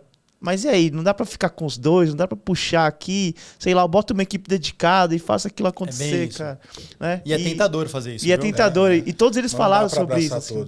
Mas o momento da ruptura, cara, é foco, direciona os esforços e vai, monta um combinado e segue. Exato. Combina o jogo e segue. Até pra captação isso é ruim, né? Porque quando você mostra que não tem foco, parece que você está realmente querendo resolver tudo e você não tem uma estrutura... É difícil ter uma estratégia para tudo. É difícil. É muito difícil. Aí a gente foi pensando como a gente lidar com esses investidores, né? Que queriam investir na gente, né? E a gente não sabia lidar com investidores. A gente não tinha nem valuation, para falar a verdade, né? A gente imaginava quanto valia, mas não tinha um estudo, né? A gente até contratou uma consultoria ali, mas chegou num preço que a gente não concordou, né? E a gente não foi para frente com aquele valuation ali, porque a gente não achava que valia muito mais, né? A gente tinha um incômodo achando que valia muito mais. E a gente também não queria só vender a empresa, a gente não queria só fazer dinheiro. Era a nossa paixão, era a nossa história, era a nossa vida ali. Então a gente queria continuar o negócio, não era só repassar o negócio, né? A gente queria realmente fazer o negócio. Vocês chegaram a receber a proposta de fazer a saída ou... Não. Aí pegamos e começamos a montar uma lista de possíveis investidores. Abrimos o Excel lá, colocamos os nomes lá, o que ele tinha interesse, de onde que ele era, de que ramo que era, começamos a montar a lista. No final, chegou a lista a chegar com 17 ou 18 interessados na empresa. Você viu o quanto de gente estava interessado na companhia naquele momento. Mas por um recorte do cap table ou comprar a empresa? Não, por um recorte mesmo. Tá. Um recorte mesmo. Na verdade, a gente nem chegava a falar em valores naquela época. Por quê? Porque a gente não conseguia ainda, a gente não tinha habilidade para lidar com isso. O equity ainda pra gente era muito... intangível. Cara, até o conceito de equity pra gente não estava tão claro. Né? Era tudo muito novo pra gente ainda, né? Aquele momento, né? A gente empreendedor raiz, cara, a gente queria fazer acontecer só. Só queria trabalhar, só queria vender, colocar de pé os negócios, fazer acontecer. Não tinha muito essa economia digital. Né? A gente não tinha noção dessa economia digital, né? O que é equity, a gente sabia do conceito do equity, mas não era cristalino, vamos dizer assim. Até né? porque vocês estavam num negócio que era bem projeto, bem material. Economia assim. real, total. Economia real, assim. total. E quando você vai para um modelo tech, que você vai pensar Escala, em né? escala, etc., os números tudo, mudam cara. muito. Muda tudo. E aí o Júnior tinha trabalhado no UOL, né? O Júnior tinha trabalhado no UOL há algum tempo, no UOL, e tinha conhecido o Mauro Amaral Júnior. O Mauro foi CEO do UOL, né? Depois ele saiu do UOL, foi para a Laurent, que é um grupo de faculdades aí, a Embi Morumbi, FMU, né? E outros também. O Mauro já tinha passado por Mercado Livre, Yahoo. Então o Mauro tinha uma bagagem assim gigantesca. Então ele tinha preparado toda a parte de educação do UOL, o UOL EdTech para um IPO, não sei se vocês conhecem, era o maior portal de educação do Brasil. Sim. Então o Mauro ele tinha muita experiência em comprar e vender empresas, que ele tinha comprado todas as empresas de educação, mas assim que o UOL tinha comprado a maioria, ele que tinha feito a aquisição das coisas, ele tinha pilotado a compra das empresas, então ele tinha muita experiência em compra de empresas e fusões. Então, ele tinha muita experiência. O Júnior chamou ele e falou, e ele tinha acabado de sair do UOL, né, e estava montando a Tenex, que era a aceleradora de empresas. Então, ele anunciou lá no LinkedIn dele, saí do UOL, montei a minha aceleradora, não tinha nenhum cliente ainda, a Tenex, que é a do Mauro. O Júnior viu no LinkedIn e mandou uma mensagem para ele. Vamos bater um papo para falar desse negócio de aceleração aí? A gente marcou uma vídeo com o Mauro. O Mauro não se interessou pelo projeto, não entendeu muito bem o projeto. Eu falo isso, inclusive, no documentário. Na verdade, dá uma cagada monstra pra gente. Não sei se pode falar isso aqui. Pode, manda bala. Ele deu uma cagada monstra pra gente. Até brinco com ele até hoje, que ele não ligou pra gente. Aí, na segunda vídeo que a gente marcou, ele entendeu bem o negócio e ele pegou e falou assim: tem muito dinheiro aí. Cara, gostei do projeto. Vamos conversar. E aí, a gente montou um plano lá com ele, né?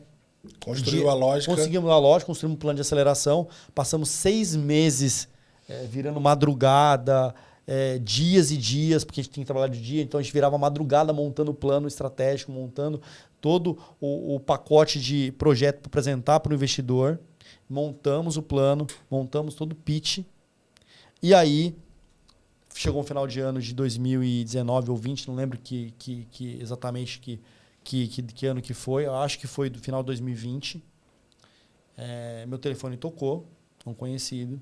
Falou: Marcos, eu estou aqui nos Estados Unidos. A minha irmã é casada com um americano. Eu estava no Instagram, passando, mostrei a empresa de vocês. Ele ficou maluco e ele quer investir em vocês. Que show. Ele quer investir em vocês. Ele tá tão maluco que ele já quer comprar passagem em janeiro ir para conversar com vocês. E assim foi. Ele veio em janeiro, né? Apresentamos o projeto para ele e a gente tinha decidido que a gente ia ter 20 cotas só que a gente ia colocar para venda, né? Para captação. E a gente ia manter os 80% e 20 cotas a gente ia colocar à disposição. Né? Na nossa cabeça ali, a gente pensou, né? A gente não tinha ainda nem apresentado para os outros da lista, que estava na lista de espera lá. Na lista de espera. Mas ele estava com tanta vontade, com tanto apetite mesmo assim, estava querendo tanto que a gente passou ele na frente para conversar. Então a gente montou a precificação lá e fomos para a apresentação. Ao final da apresentação, a gente achou que ele fosse falar, 2 cotas aí, 3 cotas aí, né? Ele falou assim, beleza. Quero as 20. Eu já tenho o investidor de vocês, eu quero ficar com as 20 cotas. Cara, assim, a cadeira quase caiu, né, cara? A gente quase... né? O Júnior perdeu a fala, o Júnior não conseguia falar. Não saía a fala do Júnior. Qual que é o próximo passo? O Júnior travou. Não travou, assim, porque... né, ficou um olhando pra cara do outro, mas como assim? Rápido assim, né? Terminou a apresentação e falou assim, beleza, você já tem o dinheiro de vocês. Jeitão americano, cara. Beleza. Mercado absurdamente promissor. Obrigado. Vamos ver os advogados aí, a gente já resolve as 24 minhas. E aí foi isso. Aí é um fundo americano, ele representa um fundo americano, né? E ali a gente montou e ele investiu 22 milhões na companhia, né? Um valor realmente assim... impressionante, assim. Para um primeiro aporte. Para o primeiro aporte foi... Até até hoje é o maior aporte da mobilidade elétrica no Brasil. A Raizen investiu 10 numa empresa. Ó, a Raizen investiu 10 milhões numa empresa. A Vibra foi mais 10 milhões na outra. Você vê um fundo americano e 22 milhões. O primeiro cheque é um cheque de 2,5, 5 milhões. Sim, E foi logo 22 milhões. Então, assim, a gente fez realmente assim Mas tem uma discussão de tese validada. Eu acho que essa é a minha... Base de cliente, né? Tem então, isso, tem a questão da experiência. A minha pergunta é a seguinte, hoje o mercado de mobilidade elétrica é um mercado bilionário. E assim, ele é bilionário hoje e o futuro vai ser mais ainda, né? Você tem aí cenário como a Tesla despontando como uma empresa que hoje está tendo problemas aí com a questão da produção, com a vinda dos chineses, etc. Mas é uma empresa que foi a primeira a chegar à casa dos trilhões, né? Ela virou a marca mais... ajudou a levantar. A Apple da... Não, ela passou todo mundo. Ela é a marca mais valiosa entre as marcas de veículos, né? Se somar... Acho que somadas, né? O valor dela, você precisa somar todas as outras, né? Não, absurdo. Absurdo. É a primeira montadora a chegar na casa dos trilhões. Ela passou empresas centenárias, né? Ford, Chevrolet, né? Volkswagen, né? Coisa que você não imaginava, né? Ela passou todo mundo, né? Passou o carro, né? E a Tesla criou uma onda. Uma onda eu diria que criou todo um olhar para isso, né? Uma onda de pessoas otimistas pelo assunto de eletrificação. Criou um FOMO, né? De certa forma, né? Você acha que a GreenV foi, de certa forma, beneficiada por isso? Olhando para o mercado promissor como o Brasil, o mercado que hoje é 1/3 do mercado da América Latina. Você enxerga que... Assim, de fato, nós estamos sempre atrasados em tudo, né? Acho que isso é uma realidade nossa, infelizmente. Né? Então, aqui a gente tem um grande atraso. Principalmente quando se trata de infraestrutura. Né? A gente vai ter... Agora, a gente teve um retrocesso, né? Que é a volta dos impostos para o elétrico, que não tem sentido nenhum. Cara, isso é... Não tem sentido nenhum. Não tem sentido nenhum você colocar o IPI 30% até o final do ano num carro elétrico. Então, assim, a indústria... sucro-alcooleira, né? Essa palavra parece um palavrão, né? Sucro-alcooleira, que é a indústria do álcool, é uma indústria muito forte. Tem um lobby absurdo. E eles atuam aonde deve atuar, que é na política. Né? Onde as coisas acontecem. Sustentam muitos estados e cidades. Né? Então, assim, o Brasil depende também dos impostos do álcool e da gasolina. Então, assim, o imposto é por conta disso. Porque a coisa estava acontecendo. Então, é uma forma também de atrasar o processo.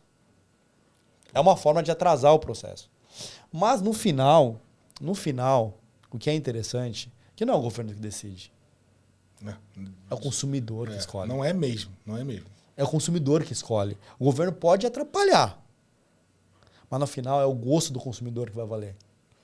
E o consumidor está cada vez mais adepto ao carro elétrico. Por mais que as pessoas falem, criticam, tentam falar mal do carro elétrico, se você dirige um carro elétrico hoje, você não volta mais para combustão. É impossível você voltar para combustão. Você não consegue. Você fala, eu tô voltando, eu tô vivendo 20 anos atrás, se você volta para combustão. Você não consegue mais. Então nem ande o carro elétrico. Se você não tiver querer ter um carro elétrico, não ande. Não fica uma semana no carro elétrico. Então você fica desesperado, porque não tem barulho, o carro não tem manutenção. Você carrega na sua casa, sabe? Pro dia a dia é maravilhoso. É lógico que tem eventualidades, você vai viajar com o carro, fazer uma viagem de 800 km com o carro, cara, você vai ter dificuldade. Lá você vai ter dificuldade. É lógico. O carro não é para isso. Por conceito. O carro não é para isso. Né? Então as pessoas falam, eu não posso viajar. Pode viajar, mas planeje a sua viagem. Saiba que você vai ter que ter paradas maiores, sabe que você vai ter que ter infraestrutura, sabe que você vai ter que achar carregadores rápidos na estrada. Então planeje isso, né? Mas respondendo a sua pergunta, acredito que a Tesla não. Pra gente não. Né? Mas os chineses. Talvez a Tesla impulsionou outros mercados. Né? Como o mercado chinês. Sim, a Tesla realmente, assim, as empresas hoje, BYD, GWM, né, e todas as outras chinesas que tem um número que eu ouvi que eu achei absurdo, que existe mais de 500 empresas de carro elétrico na China. Você tem noção disso? 500 empresas. Mas aqui no Brasil já tem bastante. Tem as séries, né? Séries. Isso, as séries. A Tigo, né? A Caoa, tem a Jack. Tem umas 10 aqui, né? Chinesa no Brasil. Então, assim, tem muita coisa acontecendo. Eu vi esse número que tem mais de 500. Aí eu confirmei. 500 empresas. Eu confirmei que as chinesas que vieram para o Brasil, que não são nossas fornecedoras aqui de carregador, elas falaram, de fato tem mesmo, né? Porque o governo chinês, quando eles decidem ir para um caminho, está decidido. Então, assim, eles decidiram que os carros na China serão elétricos. Acabou. Tá feito. Sobre tendência, olhando até para o mercado europeu, onde você teve o estalo ali. Você pega, por exemplo, na Alemanha, a BMW já anunciou que não irá construir, acho que a partir de 2025, carros, os motores a combustão, serão todos elétricos. A Volvo também. Caminhões, inclusive. A Volvo já tá? A Volvo já é. Volvo, já não fabrica mais. A Volvo só a combustão acabou já, inclusive no Brasil, tá? Inclusive no Brasil também? No Brasil. A Volvo já tem, se eu não me engano, quase 2 anos que não vende carro a combustão no Brasil, tá, gente? Então, assim, a Volvo é a mais avançada nessa história. A minha discussão era sobre... Me refiro à parte de pesados, inclusive. Sim, a Volvo tem uma operação de pesados A Volvo gigante. com ônibus, caminhão, tudo elétrico já também. A minha discussão é sobre o movimento aqui no Brasil, América Latina. Como você enxerga assim? É no mesmo ritmo, cara? Não é. Infelizmente não é. A gente realmente a coisa vai começar a melhorar a partir de 2030. Né? A partir de 2030 a gente deve ter realmente um mercado um pouco mais livre, vamos dizer assim. Não tão regulado como é hoje. Né? Então hoje a gente está sofrendo bastante por conta do governo, que colocou esse imposto de 30%. Então, quando a gente olha, a gente vê um mercado mais maduro para elétrico no Brasil a partir de 2030. Né? Você vê, por exemplo, países da Suécia, né? Que é um exemplo de mobilidade, né? Outros países, Dinamarca, ali os países ali, né? Do leste europeu, ali, todos eles ali, os países nórdicos, né, no caso, todos esses países... Com percentual de cobertura. Cara, tem países lá já com mais de 80%, 90% de eletrificados. Então, a gente vai atrasar mesmo por causa da nossa matriz energética. Né? Por causa da cana. Então, a cana vai atrasar. Né? O pré-sal vai atrasar. Porque ainda precisa escoar isso. Ainda precisa ter a coisa acontecendo aqui, a combustão. Essa transição vai ser mais lenta. Quando a gente pensa assim, tentando comparar, porque os países do leste europeu são pequenos, né? São estruturas menores, mas muito mais fácil de você criar infraestrutura. Se olhar para a China, por exemplo, eu sempre atribuo isso, né? Eu acho que se olhar para o modelo de meio de pagamento, a China foi na frente. Por que foi na frente? Porque tem essa questão da questão estatal, e uma vez decidido, o Estado decidiu que nós vamos nessa direção, ela entendeu que mudar o modelo de pagamento era uma infraestrutura para o Estado. Não tem votação, né? Vai mudar, Agora, todo mundo só vai receber nesse formato. E provavelmente não. Olhando para a questão da eletrificação, a China está indo na mesma direção, né? Minha pergunta aqui você entende que o problema do crescimento, essa barreira do crescimento para a eletrificação no Brasil está mais relacionada à questão da tributação ou mais relacionada à questão da infraestrutura? Porque eu tenho essa impressão de que a infraestrutura é o grande bloco da história. Essa questão que a gente falou de você ter diversas formas diversos padrões para energia, a questão das rodovias, a questão da capilarização dos carregadores, por exemplo, ter os postos de eletrificação. Onde é que você acha que está o grande bloco? A infraestrutura, de fato, é uma barreira, né? Não tem como a gente negar isso, né? Serão necessários bilhões e bilhões de reais para criar uma infraestrutura para carregamento de veículos elétricos em estradas, pelas cidades. Então, de fato, é uma barreira. Tá? Mas a gente entende que esse last mile, essa última milha das entregas dentro das cidades, tem todo o potencial para ser elétrico. Não tem por que não ser elétrico. Acho que isso... Você vê Mercado Livre entregando um carro elétrico, você vê Magalu, você vê Americanas, antes de acontecer esse episódio da Americanas, entregando um carro elétrico. Então, essas entregas curtas tem que ser tudo elétrico. Não tem sentido você ter hoje essas entregas na cidade acontecendo a combustão e poluindo a cidade. Então, esse é um ponto que... Mais fácil de infraestruturar, de certa forma. Mais fácil, porque você deixa a infraestrutura no galpão, na CD de logística ali. Então, a gente tem uma área de frotas lá, a gente tem feito muitas frotas, mas muitas frotas. Então, na linha dessa última milha, se discutia bastante, ainda se discute, né, a questão de você flexibilizar essa última milha, a entrega. Não só via carros ou motos, mas também via drone, essas coisas. Como que vocês enxergam também essa questão da eletricidade para poder abastecer esse volume de novos entrantes de mobilidade, né? Assim, como drones e por aí vai. A gente não olha muito para micromobilidade, tá? Tá. Isso é colocado muito como micromobilidade, como patinete, drone, patins, tudo que é elétrico, bicicleta. Isso é uma outra área que é chamada de micromobilidade. Não sei se você tinha essa clareza ou não. Não. Então, são mobilidades de modais pequenos, né? Então, por isso é chamado de micromobilidade. Tem muita gente especialista falando sobre micromobilidade. Até se vocês quiserem, um dia eu indico uma pessoa para falar de vocês em micromobilidade. Queremos. Que é muito legal falar sobre micromobilidade, tá? Nós não somos especialistas em micromobilidade, tá? Então, o nosso negócio mesmo é carro, tá? Carro, caminhão e ônibus. Boa. Esse é nosso business, tá? Boa. São os pesados e os leves. Sim, e por foco não vão para micromobilidade. Não vamos para micromobilidade. Não é nosso business. A gente já teve a oportunidade de montar infraestrutura para recarga de bicicleta, a gente correu. Não é isso. A gente não quer isso. Legal. A gente quer o contrário, que é os pesados. A gente quer eletrificar a frota de ônibus, a gente quer eletrificar, daqui a pouco tá em trator, tá na agricultura, tá em lugares onde hoje não tem, daqui a pouco tá em navio elétrico, né? Embarcações elétricas, a gente pensa nesse nível, tá? Avião elétrico, né? A gente não quer ir para micro, a gente quer subir, né? Porque o dinheiro tá lá. Na micro, talvez o eletricista consiga atender o cara da micromobilidade, né? Então, ali tá fácil. Não precisa de um super especialista, né? Para você fazer uma tomada de 20, você precisa de um especialista. Pra você carregar sua bicicleta, seu patinete, o drone. Não precisa da gente. A infra tá pronta, né? Não precisa da gente. Muito mais fácil. Agora, para eu dimensionar um prédio para carregar 50 casas ao mesmo tempo, precisa de mim. Sim, sem dúvida. Para fazer um load balance ali, para dimensionar, quando você está carregando, conectar todo mundo, eu conseguir dimensionar a energia para todo mundo igual. Quando você sai, eu mando mais energia para cá e eu consigo fazer gerenciamento, consigo cobrar, consigo saber carregador que está em manutenção, qual que não está. Aí é meu business.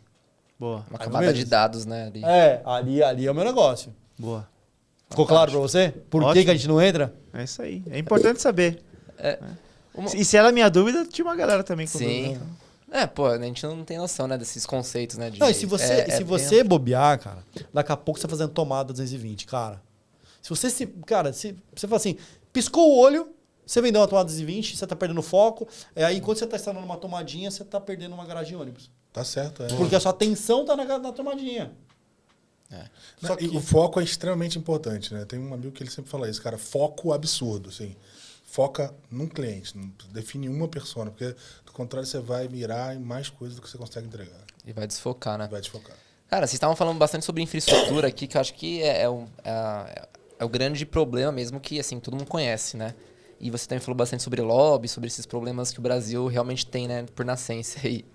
Cara, eu tenho, por coincidência, um primo meu, ele é da Scania, ele trabalhava em São Bernardo, ele foi morar na Suécia, agora ele é projetista lá de caminhões. E, cara, ele esteve aqui no fim do ano e ele fala assim, cara, a gente só tá projetando elétrico, assim, a combustão realmente morreu. O que a gente tem que fazer é adaptação à combustão ainda por causa da questão da transição, mas daqui pra frente é elétrico. E aí, em papos ali com ele, né, ele comentou, cara, que como ele é projetista, ele falou, cara, a complexidade de um motor elétrico ali, ele faz motor, né, é infinitamente menor do que uma combustão. Então, vai ter toda a cadeia ali da questão de... A Scania faz parte do grupo Volkswagen, se eu não me engano. Eu acho que sim. Que a Porsche também faz parte do grupo Volkswagen. Acho que, se eu não me engano, a Scania faz parte do grupo Volkswagen. Exato. E ele comentou... Sei que é Audi... Audi, sim. E aí a gente foi nessa discussão, Audi, porque por ser uma questão muito mais simples de fazer, vai acabar todo esse ecossistema de peças, de substituição, de etc, né?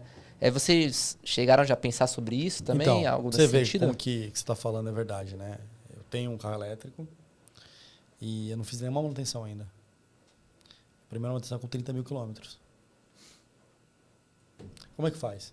Como que a indústria de peça Porque vive? você não tem troca de óleo, não tem essas coisas todas. Né? Você não tem filtro, não tem óleo, não tem nada. Cara. Não tem nada fazendo carro. Eu liguei incomodado para a montadora. Falei, olha, meu carro já está com 16 mil quilômetros. E aí, não tem nada que fazer no carro? Acostumado a levar Não tem o que fazer. Mil, né? Não tem o que fazer no carro. Não tem. Muito então, bom. assim, você conecta na tomada, usa o carro e acabou. Então, pro dia a dia, não tem nada melhor que o carro elétrico. O posto vira invisível para você na rua. Quando você para num posto de combustível para você ir na conveniência ou para você calibrar o pneu, você fala, cara, que é isso? Arcaico. Você perde noção que é abastecer um carro, gente. É sério. É muito louco. Você perde a noção do que é parar numa bomba de combustível. Tem 1 ano e meio que eu não sei o que é parar numa bomba de combustível. Muito louco isso. Entendeu? Então, assim, faça essa experiência. Vocês vão ver, vocês não conseguem mais voltar, cara. Porque não tem motivo você parar numa bomba de combustível. O cara chega em casa, coloca para carregar o carro, carrega uma vez por semana. Meu carro tem 400 km de autonomia. É bastante. Quer dizer, eu carrego uma vez por semana. Eu carrego às sexta-feiras na empresa. Acabou. Qual que é a dificuldade disso? É a autonomia do meu também. Né? Eu abasteço uma vez por semana, não carrego. Eu abasteço uma vez por semana. Então tem que ir lá e levar uma pancada. Né? A 50 reais. R$35 para 250. Tá? A 50 reais, tá? Detalhe. A 50 reais para abastecer 400 km. Só pódio. Tá? 50 reais para 400 km. Porra, aí. O meu é só pódio. Pois é, cara. E você polui. Isso você mesmo. não tem um carro tecnológico. Pô, você vai sair triste daqui, pô. Não, tem todo um aspecto que a gente já discutiu isso antes, que a indústria automotiva levou muito tempo para abrir o hardware, né, cara? Para transformar essa questão de arquitetura, né, e levar para um modelo em que as pessoas conseguem interagir de forma mais intuitiva com o carro, né? Porque assim, você olha para o aspecto de quando você olha para a camada de tecnologia, você tem toda uma maturidade em que as pessoas foram adquirindo ao longo do tempo, né? Que cara, no passado o cara queria que o app, né, de uma certa forma, conseguisse resolver, sei lá, em 2 cliques. Agora o cara quer que o app fale com ele. Essa maturidade ela foi acontecendo, né?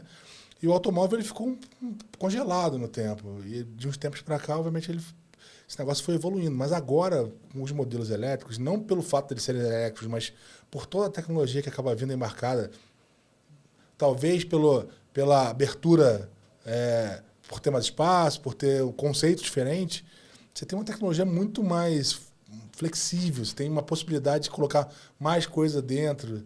Você pega os modelos da Tesla, quanta coisa que você pode fazer ali dentro, quanta coisa que você pode colocar, uma arquitetura mais aberta, mais fácil de você colocar coisas novas, né?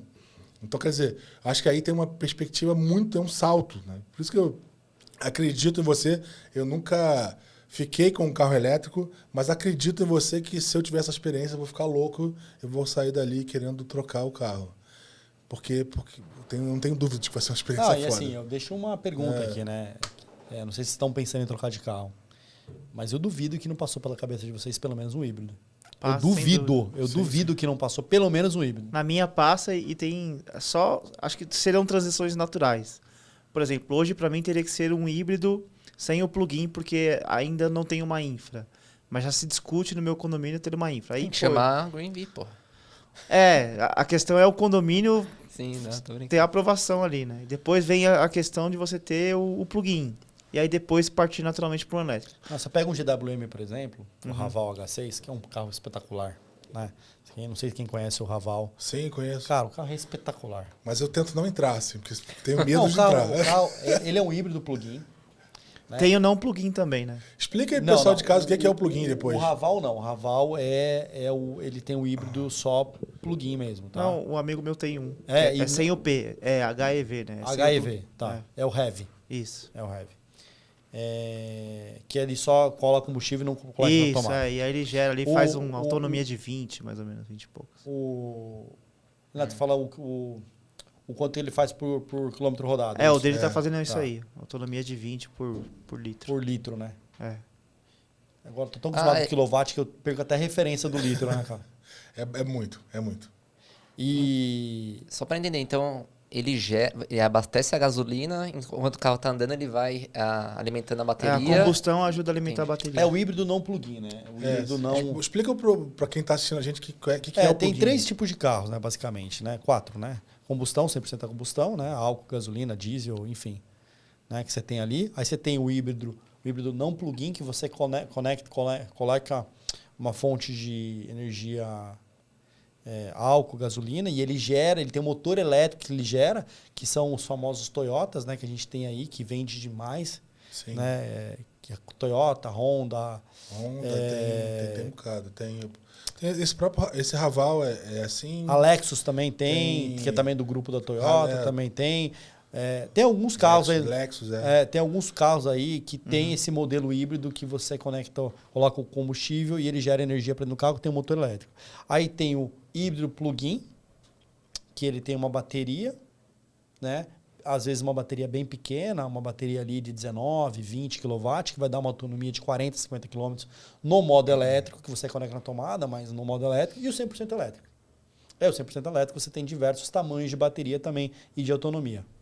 E o plugin você precisa lá pôr o cabo, a diferença é essa. né? Você conecta na tomada. Ele é o mesmo modelo que o 100% elétrico. Isso, exatamente. E, cara, uma pergunta aqui também.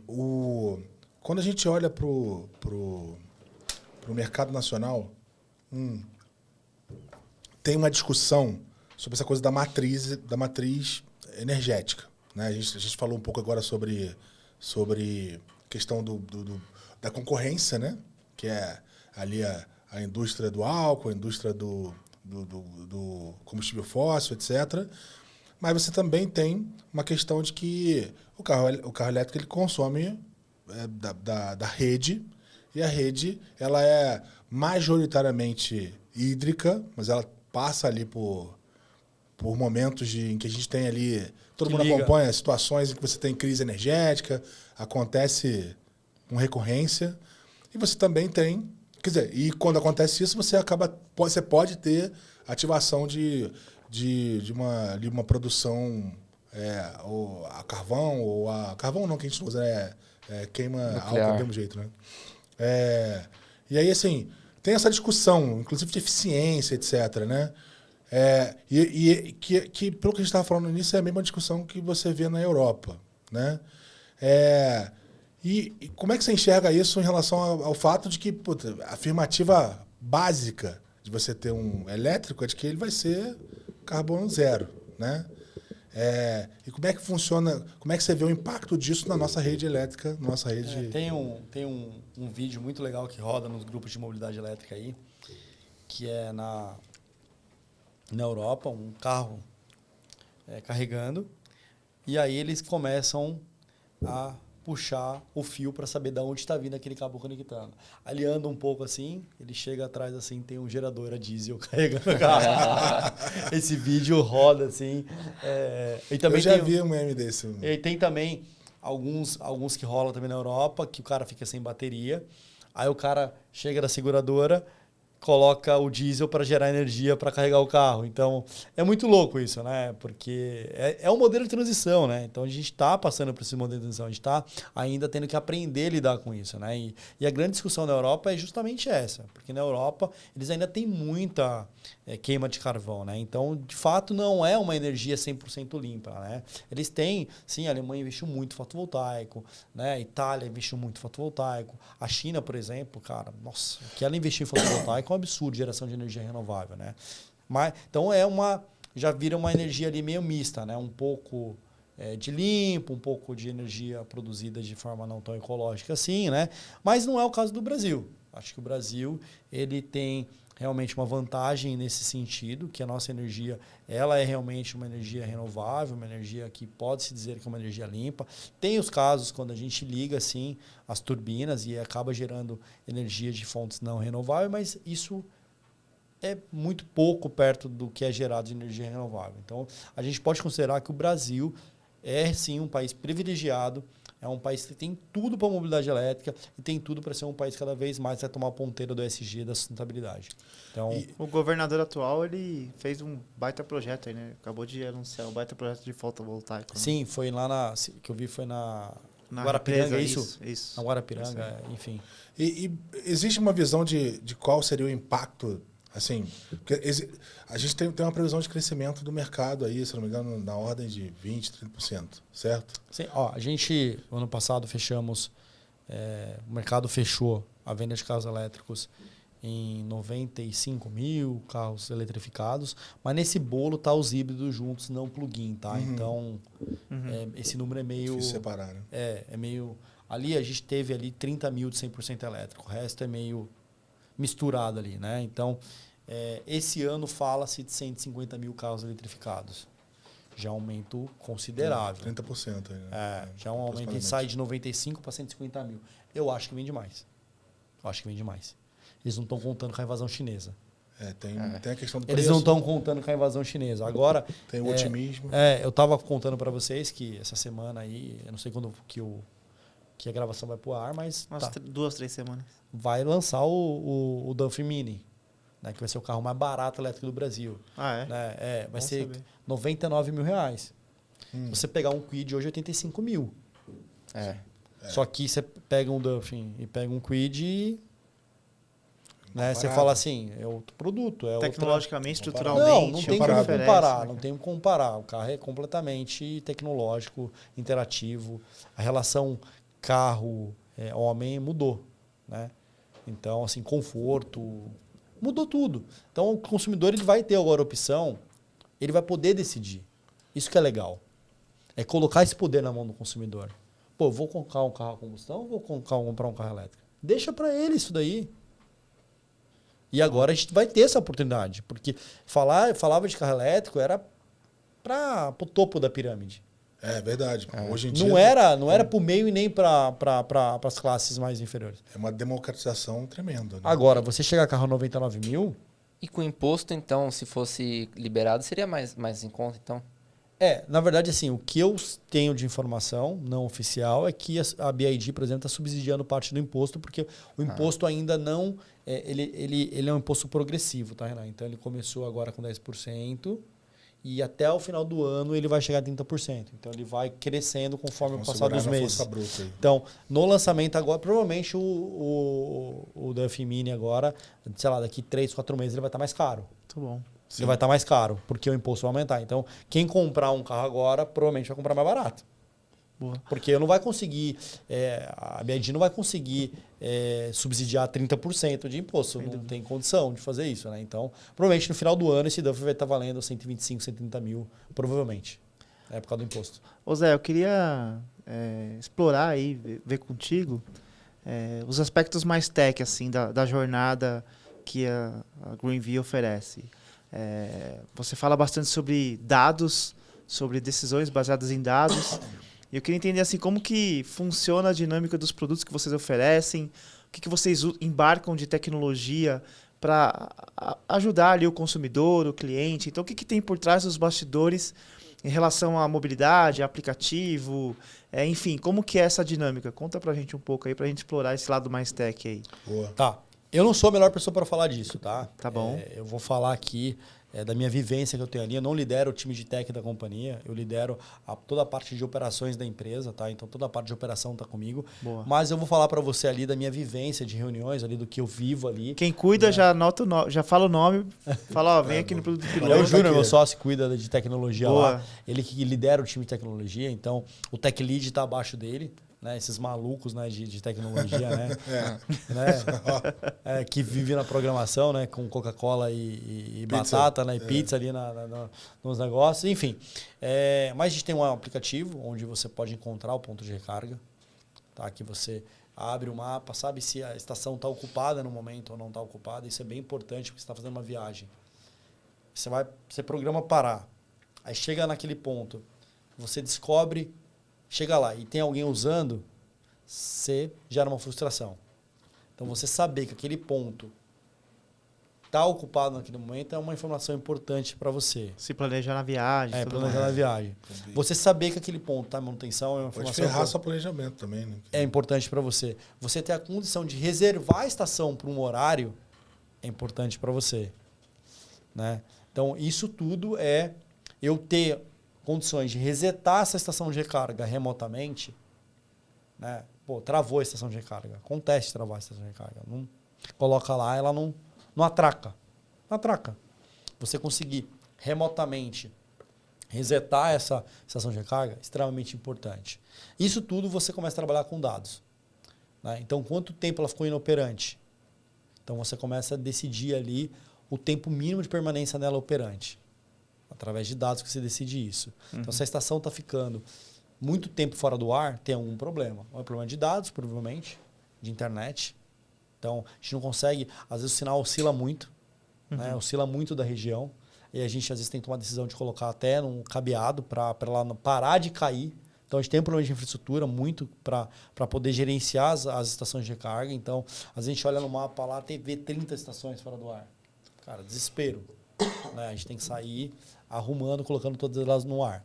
Então, a nossa interação com as estações de recarga é deixar elas mais tempo operando com base em tecnologia e base em dados. E também para ampliar a rede. Então, a gente começa a monitorar o comportamento do usuário. Então, aqui, por exemplo, os hospitais aqui em São Paulo, a maioria das estações de recarga são nossas. Então, a gente tem Albert Einstein, Sírio-Libanês, Oswaldo Cruz, né? As clínicas também de laboratório Alta, né? Tudo isso são estações da Greenvee. Então, a gente começa a monitorar ali o comportamento. Então, por exemplo, nesses hospitais, por exemplo, as estações passam praticamente o tempo todo sendo usadas pelos médicos. Então, a gente começou a colocar mais estações por conta que a gente percebeu que os médicos... Alta demanda. Tem uma adesão. Então, base em dados. A gente começou a analisar dados e viu que precisava colocar mais estações nos hospitais. Então, hoje, se eu não me engano, no Albert Einstein, a gente deve ter 8 estações monitoradas pela Greenvee. Que legal. Já é um número bom. Sírio-Libanês, eu acho que tem 4. Né? E assim, vai indo. Fantástico. Eu vi bastante ali, lendo sobre a Greenvee, eu vi muito sobre a construção desse modelo de ecossistema, né? E aí faz muita referência sobre você ter o app para esse tipo de situação. Você até citam o Uber dos carregadores, né? Sim. Fala um pouco sobre você criar uma estratégia de capacitação para instaladores, né? Fala um pouco sobre você ter, inclusive, os IoTs, né, que permitem que você consiga conectar os carregadores, etc.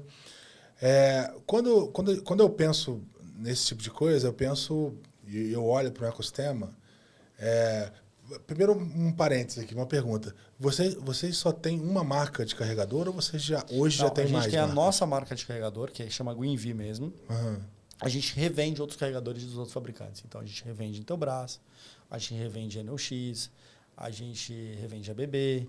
Né? Então, a gente tem outras marcas, Weissmiller, né? Legrand. Então, a gente tem outras marcas, Stack, que a gente vende dentro do e-commerce. Então, nosso e-commerce hoje ele é multimarca. Então, o consumidor ele quer escolher um carregador, ele tem possibilidade de comprar nosso e-commerce, porque a gente, além do nosso, a gente tem todos os outros fabricantes para vender. Então, nenhum outro e-commerce no Brasil tem tanto fabricante de carregador quanto o nosso. Tem bastante coisa lá. E no modelo de negócio, você ainda tem um esquema de subscrição, né? O cara pode ter ali um aluguel. Pode sim. A gente lançou um modelo de aluguel, principalmente para condomínio e também para comercial.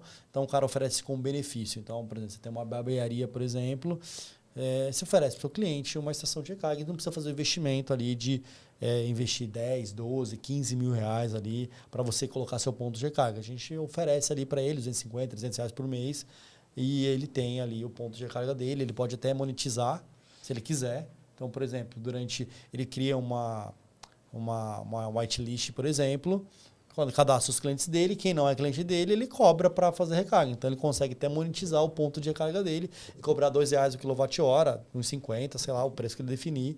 E a Greenview fica com uma parte desse valor.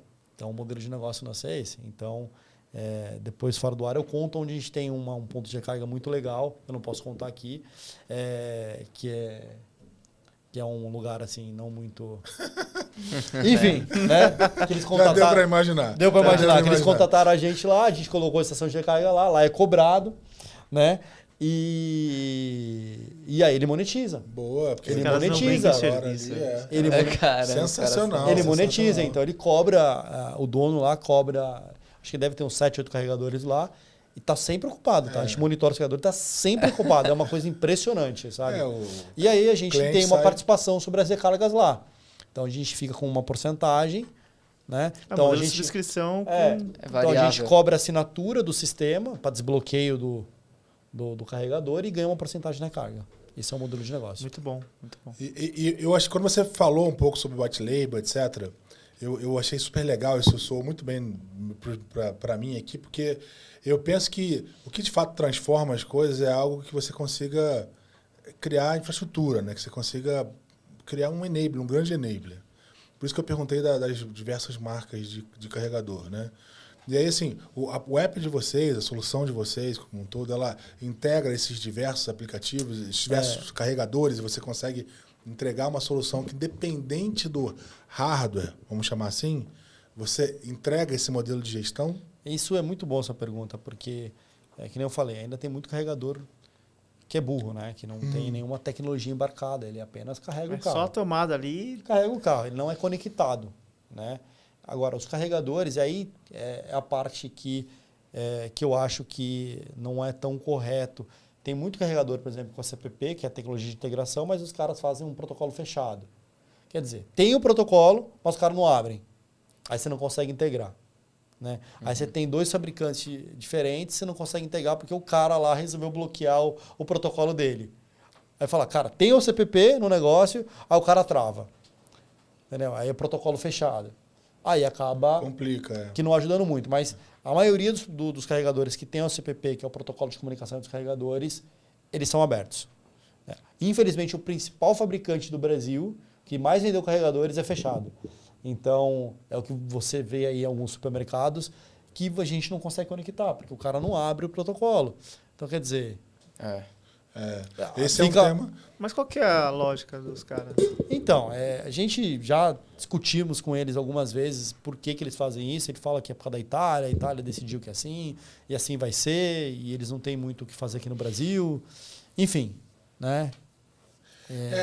Talvez esse seja um ponto que você ainda precise de alguma padronização, né? Porque você falou, chegou num nível de padronização legal para a questão de como funciona a instalação com a rede elétrica, etc. Talvez seja o próximo passo, né? Como é que se cria uma padronização para que a comunicação desses elementos aconteça de um jeito que... e até mesmo protocolos diferentes se falar também, né? Integração até tem protocolo diferente. Acho difícil alguém fazer um carregador com protocolo diferente, né? Mas a gente tem carregador, por exemplo, com Modbus, né? Que a gente consegue fazer uma interface de comunicação neles, fazer load balancing, consegue fazer bastante coisa com os carregadores, né? É uma discussão, acho, essa questão de plataforma se é open ou não, né? Pô, vendo casos aí, Mas cara... aí também entra a questão de segurança também, né? Segurança, Entra uma outra discussão que é a parte de segurança. Sim, Né? sim. Aí entra um cara lá, desliga todos os carregadores.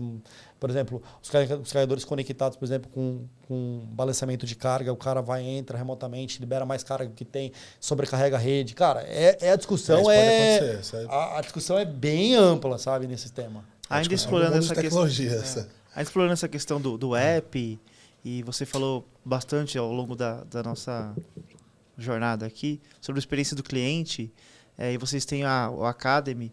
Como que vocês monitoram também essa questão da experiência do cara que está ali na ponta, precisando conectar o seu veículo ali, e por algumas vezes ele tem a dificuldade e tal. Como que vocês monitoram isso e ajudam esse cara no dia a dia? Como que é essa dinâmica de atendimento, de processual? Porque, cara, eu tô pensando o seguinte, ainda é um mercado pequeno. Na escala, é muita gente usando. Obviamente, quanto mais as pessoas usam, mais elas aprendem e fica mais leve. Mas tem uma dinâmica de escala aí nessa discussão. Como que vocês enxergam aí? De segunda a sexta, durante o horário comercial, a gente tem a nossa equipe de suporte, né? Uhum. A gente deve... Monitorando, o cara tem dificuldade. E ele liga no 0800, a gente atende e consegue resolver ali, a maioria das vezes, online mesmo, reseta a estação, vê qual é o problema. Quando não é vandalismo, né? Tem muito vandalismo também, infelizmente tem muito vandalismo. Os caras cortam o cabo e vendem o cobre. Ô, louco. Cara, eu vi isso na internet, achei que fosse... Não, tem. Tem a concessionária da Volvo lá em Sorocaba, o gerente lá é meu conhecido. E já perdeu o cabo 3 vezes do carregador. O cara vai lá, corta o cabo na ponta e leva embora. Putz, surreal. Então, quando não é vandalismo, a gente consegue resolver, a maioria das vezes remotamente. E quando não consegue resolver remotamente, tem que enviar um técnico e aí fazer substituição de algum produto ali, de alguma peça que deu algum defeito, né? Ou às vezes cai o disjuntor, não é o disjuntor do carregador, é o disjuntor geral do lugar. A gente vai tentando descobrir ali o que está acontecendo, né? Mas normalmente, 2, 3 dias, a gente consegue retornar uma estação de recarga e colocar ela de pé de novo. Assim. É muito difícil passar desse período, né? Então, de segunda a sexta, e a gente deve evoluir para um atendimento 24/7. 24/7. 24/7 humanizado. 24/7 humanizado. Né? Então, a gente deve evoluir para isso, porque é a tendência, né? Porque o cara está viajando à noite, o cara está usando ponto de recarga. Então, assim, com o volume aumentando, a gente deve evoluir uma central de monitoramento 24/7. E já tem cliente pedindo para a gente, tá? O custo ainda não fecha. O custo ainda não fecha. Porque as pessoas estão o tempo todo carregando. Vai ter essa necessidade. Você imagina o cara que está mesmo por um prédio dele, né? Se ele tem um problema de travamento e à noite ele precisa usar o carro de manhã, né? Uma coisa que acontece com alguns carros, que eu já vi muito acontecer também, é o plug não soltar, cara. O plug não solta. Travou o plug ali. Deu algum problema de comunicação entre o carro e o carregador e o plug não solta. tem que resetar. Já aconteceu algumas vezes. Só que os carros têm um mecanismo em algum lugar, por exemplo, da JWM é perto da roda ali. Você tem um cordão que você puxa e ele gospe o plug do coisa. Mas às vezes as pessoas, na emoção ali da entrega do veículo. O que acontece? Magnetiza e trava? Cara, é um problema de comunicação mesmo. Né? Existe uma comunicação do carregador com o carro, e aí você manda desbloquear pelo app. Né? Entendi. E quem tem que me responder isso é vocês são de tecnologia aqui. Eu vou responder para vocês isso. Caramba, tem algo errado aqui. Né? Tem algo errado. Eu tenho que responder isso para você? É isso da história. Essa é a dinâmica aqui. O cara aperta o app e não solta, cara. Não solta. Dá problema de comunicação. Né? Dá algum problema ali. Talvez algum carro novo, alguma atualização de software. E aí o carro não se comunica ali com o carregador. E aí tem que fazer uma liberação manual. Né? Entendi. Tem um cabo que você puxa e aí o carro gospe o plug. Puxar o computador da tomada, né? Basicamente. E vocês têm automação para poder controlar esses postos que estão desligados, ligados? E tem alguma coisa automática monitorando isso? Sim. Os carregadores são conectados via o protocolo que eu comentei com você, o CPP. Todos eles são conectados via esse protocolo. Então, ou eles estão com chip, ou eles estão ligados na internet Wi-Fi. E aí tem uma central de monitoramento que nós chamamos de CPO, né? Que a gente consegue monitorar um mapa e saber qual que está vermelho e qual que está verde. Então, quando a gente abre de manhã lá, a gente já vê as estações que estão, inclusive, tem 3 status disponível, em uso ou vermelho que está offline, que deu algum problema ali. Cara, Tô perguntando porque a fantástico. gente fez um projeto recente para uma empresa de fibra e eles tinham, dentro da operação, assim, uma das maiores complexidades era a discussão alarmística sobre as redes de fibra, assim. Às vezes, por que tá com problema na minha internet? É porque a fibra não está chegando a conexão, porque de fato é uma questão virtual, é uma questão lógica ali. Não, é uma questão física mesmo, o cabo foi rompido. Né? Tinha uma série de alarmes e tecnologias para saber e fazer um fluxo, né? E fiel, sabe? Que legal isso. Para saber onde que tá. E acho que é a tendência ir para esse caminho também. Na verdade, assim, o ponto mais crítico, na verdade, é em rodovia. Cara, você quer um problemão com recarga elétrica, não está funcionando em rodovia. Você quer deixar o usuário de carro elétrico maluco em rodovia não funcionar. Que na cidade, cara, não está funcionando no ponto A, ele vai pro B, ele vai para E até casa, pela zona de conforto do ele cara, vai pra, mental. o cara vai para algum lugar, entendeu? O cara vai conseguir achar uma estação de recarga para ele. Tem muito mais opção. Agora, você planeja uma viagem, você conta que aquela estação de recarga rápida na estrada. Cara, a outra tá 150 km, 200 km para frente. Cara, fala, ferrou. Travei. Né? Cara, tem que pegar um guincho. Cara, tem que pegar um guincho. Então, o desastre mesmo é em estrada. Rodovia. Né? Então, assim, a gente tem grupos de mobilidade aqui. Quando uma estação de carga rápida está inoperante, é um desastre, cara. É um desastre. Hoje é um desastre, porque não são muitas estações, a gente avançou bastante. A Raizen, por exemplo, que é nosso concorrente, está instalando estação de carga rápida, muitas estações de carga rápida, está avançando muito rápido. A Vibra também está instalando muitas estações de carga rápida pelas rodovias, mas daqui a pouco não vai ser suficiente, vai ter mais carros do que estação. E aí, quando elas ficam inoperantes, você não consegue chegar no destino, por exemplo. Porque você tem um tempo ali. Rio de Janeiro, você precisa da carga. Eu já fui para o Rio de Janeiro de carro elétrico, já fui para Curitiba de carro elétrico. É uma viagem gostosa, porque a pessoa fala, mas eu vou ter que ficar esperando. Cara, você vai parar no posto para poder comer, para ir no banheiro, carrega 40 minutos, 50 minutos o carro. É o tempo que você come, é o tempo que você vai fazer as coisas do mesmo normal numa viagem. Né? Tem um preconceito aí, né? Cara, é normal. Mudança de hábito. Cara, então assim... Eu não diria que é preconceito, eu acho que é uma questão de quebra de... É uma adaptação. Não, de paradigmas, de hábito, enfim, quando eu vou pro Rio de Janeiro de carro, crenças. eu paro uma vez no meio do caminho, só dá para chegar. Dá para chegar, mas ia chegar no talo ali. Chegar ali transpirando, chegar no Rio de Janeiro sem bateria não é uma coisa muito boa, né, cara? É verdade. Tem que chegar com bateria no Rio de Janeiro. Então eu paro no meio do caminho, dou completo carioca, hein? É o tamanho dele. Completa a carga. Completa a carga e chego lá com metade ainda da bateria. Chego no hotel, sempre pego um hotel que tem carregador, né? E tranquilo, sem dor de cabeça nenhuma. Sem dor de cabeça nenhuma, sem estresse. Curitiba a mesma coisa. Curitiba você tem na estrada também os carregadores de carga rápida, tem até carga lenta no meio, tem um monte de hotel. Então é só planejar, gente. Carro elétrico não tem dor nenhuma, é só planejar, é só ser consciente e lembrar que quando o carro a combustão começou, né, não tinha posto de gasolina em toda a esquina. Você também tinha que planejar. Verdade. Você também tinha que planejar. Você ia fazer uma viagem... Quando começou, você tinha que pensar onde tinha posto de gasolina também. Você não podia sair fazendo uma viagem assim, né? Então, tudo tem um começo, tudo tem uma forma. É um futuro que está sendo construído, né? Acho que é do jogo, né? E agora, conta para nós aqui, Marcos, qual é o futuro da GreenV? A gente já passou um pouco pelos produtos aqui, pela oferta de carregadores quanto instalação, solução de integração, planejamento ali, o app, etc., a oferta de subscrição ou a capacitação. O que vocês estão desenhando para o futuro? O que a GreenV está aprontando aí? O que você pode dividir? A nossa grande beleza, na verdade, é como a gente se posiciona como um ecossistema de mobilidade, um white label, e a gente quer servir o mercado dessa forma. Então, esse é o nosso modelo de negócio atual. Né? Logicamente, a gente tem muito orgulho do nosso carregador próprio, por ter conquistado a liderança que nós conquistamos, daquilo que a gente fez, por ser o melhor carregador do Brasil, por ter esse reconhecimento do mercado por conta disso.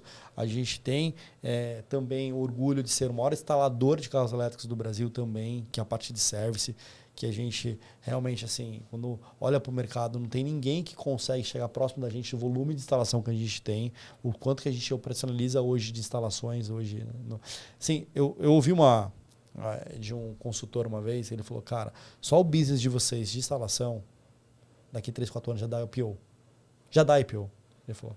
Tão maluco, gigante, de tão grande que é esse mercado de service. Já dá. Só isso aí já dá. Mas vocês não têm só isso, né? Vocês têm o tanto de coisa que vocês têm. Né? Olha o portfólio de vocês que vocês têm para oferecer. Né? Então, a gente tem muita pretensão com os pesados. Tá? A gente gosta demais dessa ideia dos pesados, que é ônibus e caminhão. A gente está se especializando nisso cada vez mais. Estamos trabalhando para poder entrar nos maiores frotistas do Brasil com relação aos pesados. E não só instalar os carregadores, mas também monitorar os carregadores, trazer soluções de conexão entre carro e veículo para que as transportadoras e os ônibus pela cidade possam estar tudo conectado e que a gente consiga colocar inteligência na cidade. Então, a nossa ideia mesmo, de fato, é estar nesse modelo de pesado também. Tá? Esse é o grande desafio nosso daqui para frente. E é uma virada tremenda, né? É conectar essa galera que não está conectada hoje. Tá? Então, os pesados estarem conectados. A gente consiga colocar inteligência na cidade. Animal. Então, por exemplo, o cara saber exatamente quanto ele vai ter de bateria com todo o seu trajeto durante as viagens de transporte público pela cidade. Ônibus, caminhão. A gente quer embarcar nossa tecnologia dentro dos carros e monitorar tudo isso. Toda essa operação monitorada de energia elétrica das garagens de ônibus, a gente quer estar tudo conectado na nossa mão. Isso entra no planejamento logístico, etc. Né? Essa é a nossa visão. Puta, cara, sensacional. Cara, não parece, mas estamos aqui há 2 horas. Olha, vocês falaram, hein? Eu disse que tinha assunto e que a gente ia passar esse tempo aqui, um tempo divertidíssimo. Cara, Marcos, muito obrigado. Eu tô, assim, maravilhado com o negócio de vocês. Muito obrigado pela presença aqui. Tô maravilhado com o negócio de vocês. O propósito é maravilhoso. Puta, acho que não só o Brasil, como o mundo precisa de mais iniciativas como a que vocês estão tocando. Para quem está de casa, hoje a gente conversou com o Marcos Nogueira, cofundador da GreenV. Marcos, dá aquele recado final aí pro empreendedor. Primeiro que tá queria pedir desculpa aí, porque só eu falei aí, não deixei vocês falarem. Não, né? cara. Vocês largaram o pau aí, eu saí falando igual um maluco, né? A gente teve uma aula hoje desculpa de mobilidade por isso, elétrica. Então, de novo, obrigado por ter me convidado, por ter a oportunidade de trazer aqui para vocês e para o público de vocês essas informações aqui. Né? Então, me sinto honrado por isso, por estar participando aqui com vocês, por ter a oportunidade de falar da GreenV. Né? Então, quem quiser conhecer um pouco mais da GreenV, o nosso Instagram é GreenV Oficial. Né? Entra lá, tem tudo sobre a gente lá. Tem o nosso site também, greenv.com.br, nosso LinkedIn. Né? Acessa lá, que a gente divulga tudo lá e obrigado de novo. Aquele cara que quiser conversar com você e ouvir uma opinião, como é que ele te encontra? Ele pode... comigo mesmo? O Marco. O meu Instagram ainda é fechado, né, gente? Então... Low profile? Eu não era muito nas redes sociais, né? Agora que eu estou um pouquinho mais, né? Tenho, sei lá, devo ter umas 300, 400 pedidos de solicitações de amizade aqui no Instagram, né? Ainda não estou com essa habilidade de ficar lidando com o Instagram. Mas pode mandar meu e-mail é marcos.nogueira@greenv.com.br. Manda e-mail que eu consigo, de certa forma, falar com todo mundo por e-mail, quiser tirar dúvida, quiser bater um papo comigo. Também pode acessar via Instagram lá no chat, no direct lá, que o pessoal do marketing responde e me conecta também. Beleza. Qual seria a dica de ouro que você daria para aquele cara que está assistindo a gente pensando em empreender? Cara, isso é bem legal, porque assim, às vezes, quem quer empreender vira à noite pensando num negócio novo. Só que negócio novo não vai mais aparecer. Difícil aparecer. É difícil. É difícil aparecer. Né? E ideia é só ideia. Ideia é só ideia. Ideia não tem valor nenhum. Verdade. Ideia não tem valor nenhum. Então, o que eu posso deixar de dica é o seguinte. Pensa alguma coisa que já existe e faça melhor. Faça muito melhor. Faça de forma diferente. Né? Eu costumo falar de hamburgueria, por exemplo. Né? Todo dia você vê uma forma diferente de fazer hambúrguer. Você vê uma rede nova aparecendo e vendendo hambúrguer de forma diferente. Você fala assim, não dá mais para vender hambúrguer de forma diferente. Vem um cara e faz uma forma de vender hambúrguer diferente. Então, pensa nisso. Se você quer abrir uma barbearia, pensa uma forma de vender o serviço de barba, corte de barba, de forma diferente. Se você quer abrir uma funilaria, pensa uma forma diferente. Então, você vê, por exemplo, o cara que faz uma funilaria só para mulher, uma mecânica só para mulher, né? Que presta um serviço diferente. Né? Então, tudo que você for pensar, pensa no já que não existe e faz diferente. Você vê aí o Quinto Andar. Porra, cara. Subverteu um negócio que tá aí há Porra, milênios. ele mexeu no vespeiro, cara. Um negócio imobiliário, arcaico que era. Mexer com corretor, cara. Cara, era arcaico. Milênios. E já não existia esse mercado? Sim, tava aí há O que ele fez? séculos. Ele fez de forma diferente. Ele não criou algo novo. Boa. Ele fez algo diferente. Então, assim, não perca a sua cabeça. Tentando achar... Não gaste sua energia. Porque, cara, sempre lançar vai um ter, foguete pra sempre pra vai Lua. ter alguém que já pensou no que você pensou. Isso é verdade. Sempre vai ter. Nunca você vai ser o único que pensei naquela coisa, cara. Isso é raro acontecer. Isso aí é muito difícil acontecer. Impossível, não é? Mas é raro acontecer. Pensar num mercado, pensar num nicho, pensar em alguma coisa que nunca ninguém pensou. Entendeu? Então, assim, pensa fazer algo que alguém já faz de uma forma diferente e melhor. Simples assim. Muito legal. E é bom que bate muito uma coisa que a gente sempre repete aqui, que é, cara, boas ideias, tem muitas e elas sempre vão para uma espécie de inconsciente coletivo e que outras pessoas vão ter naquele mesmo milissegundo em outros vários lugares do mundo. A execução é que muda o jogo. Então pensa e executa. O poder de execução é tudo. É isso aí. Poder de execução é isso. tudo. Colocar Tudo, na rua. tudo, Colocar tudo. na rua. Cara, e coragem vai, né, cara? É isso aí. Ousadia. Rafa, conta aí como é que você termina esse episódio. Vamos lá, com vontade de comprar um carro elétrico, ou pelo menos um híbrido neste momento. E o que a gente sempre brinca aqui, cara, é mais um MBA pra gente. A gente ficou mais quietinho, mas, cara, assim, de fato o palco é seu e a gente vai aqui aprendendo. E conforme vão surgindo as dúvidas, a gente vai perguntando mesmo e sem medo. Você vê que, cara, eu fiz perguntas aqui que, pô, era pra você é óbvio, mas pra mim são questões de aprendizado. Então... É isso, assim. Então, para mim, mais uma baita aula agora sobre um mercado que ele tá aí no hype, como nós falamos no começo. E aprendi sobre ele. Para mim, é sensacional, cara. Baita aula. Obrigado mesmo pelos ensinamentos aí, pelo que a gente aprendeu aqui. Porra, bom demais também, cara. Só agradecer aí por topar vir aqui, Valeu, Renato, compartilhar com a obrigado. gente. E a ideia é essa mesmo, cara. A gente tá aqui pela mesa, pelo conteúdo e, cara, o que você trouxe de conteúdo rico aí desse mercado que a gente não tem tanto conhecimento, mas que a gente tá acompanhando as notícias e tá super em alta, né? É uma tendência que, na verdade, já é uma realidade.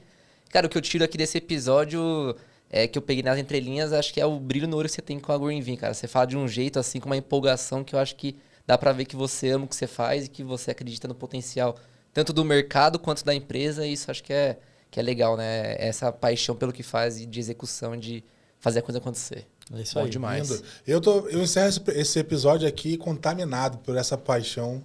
De fato, cheio de vontade de comprar um carro elétrico. Muito bom, aprendi demais sobre esse tema. Obrigado mais uma vez. Acho que não vou me cansar de agradecer. Foi sensacional, entregamos um conteúdo de qualidade. Gente, vocês que gostam do nosso conteúdo, segue a gente lá no Instagram, @Produto Piloto, segue a gente no LinkedIn, Produto Piloto, comente o nosso conteúdo pra gente saber o que a gente está fazendo de bom, o que a gente está fazendo de ruim, pra gente estar sempre produzindo coisas melhores. Muito obrigado. Esse episódio foi sensacional. E para quem quiser se aprofundar um pouco mais na história, tem bastante conteúdo sobre a Greenvee, sobre o Marcos e o sócio dele, da Exame, da Startse. Procura No nosso lá no canal Google, do YouTube oficial. o canal do YouTube. Qual é o canal do YouTube? Greenvee Oficial. Greenvee Oficial. Vai lá consumir esse conteúdo interessantíssimo. Valeu, galera. Uhul!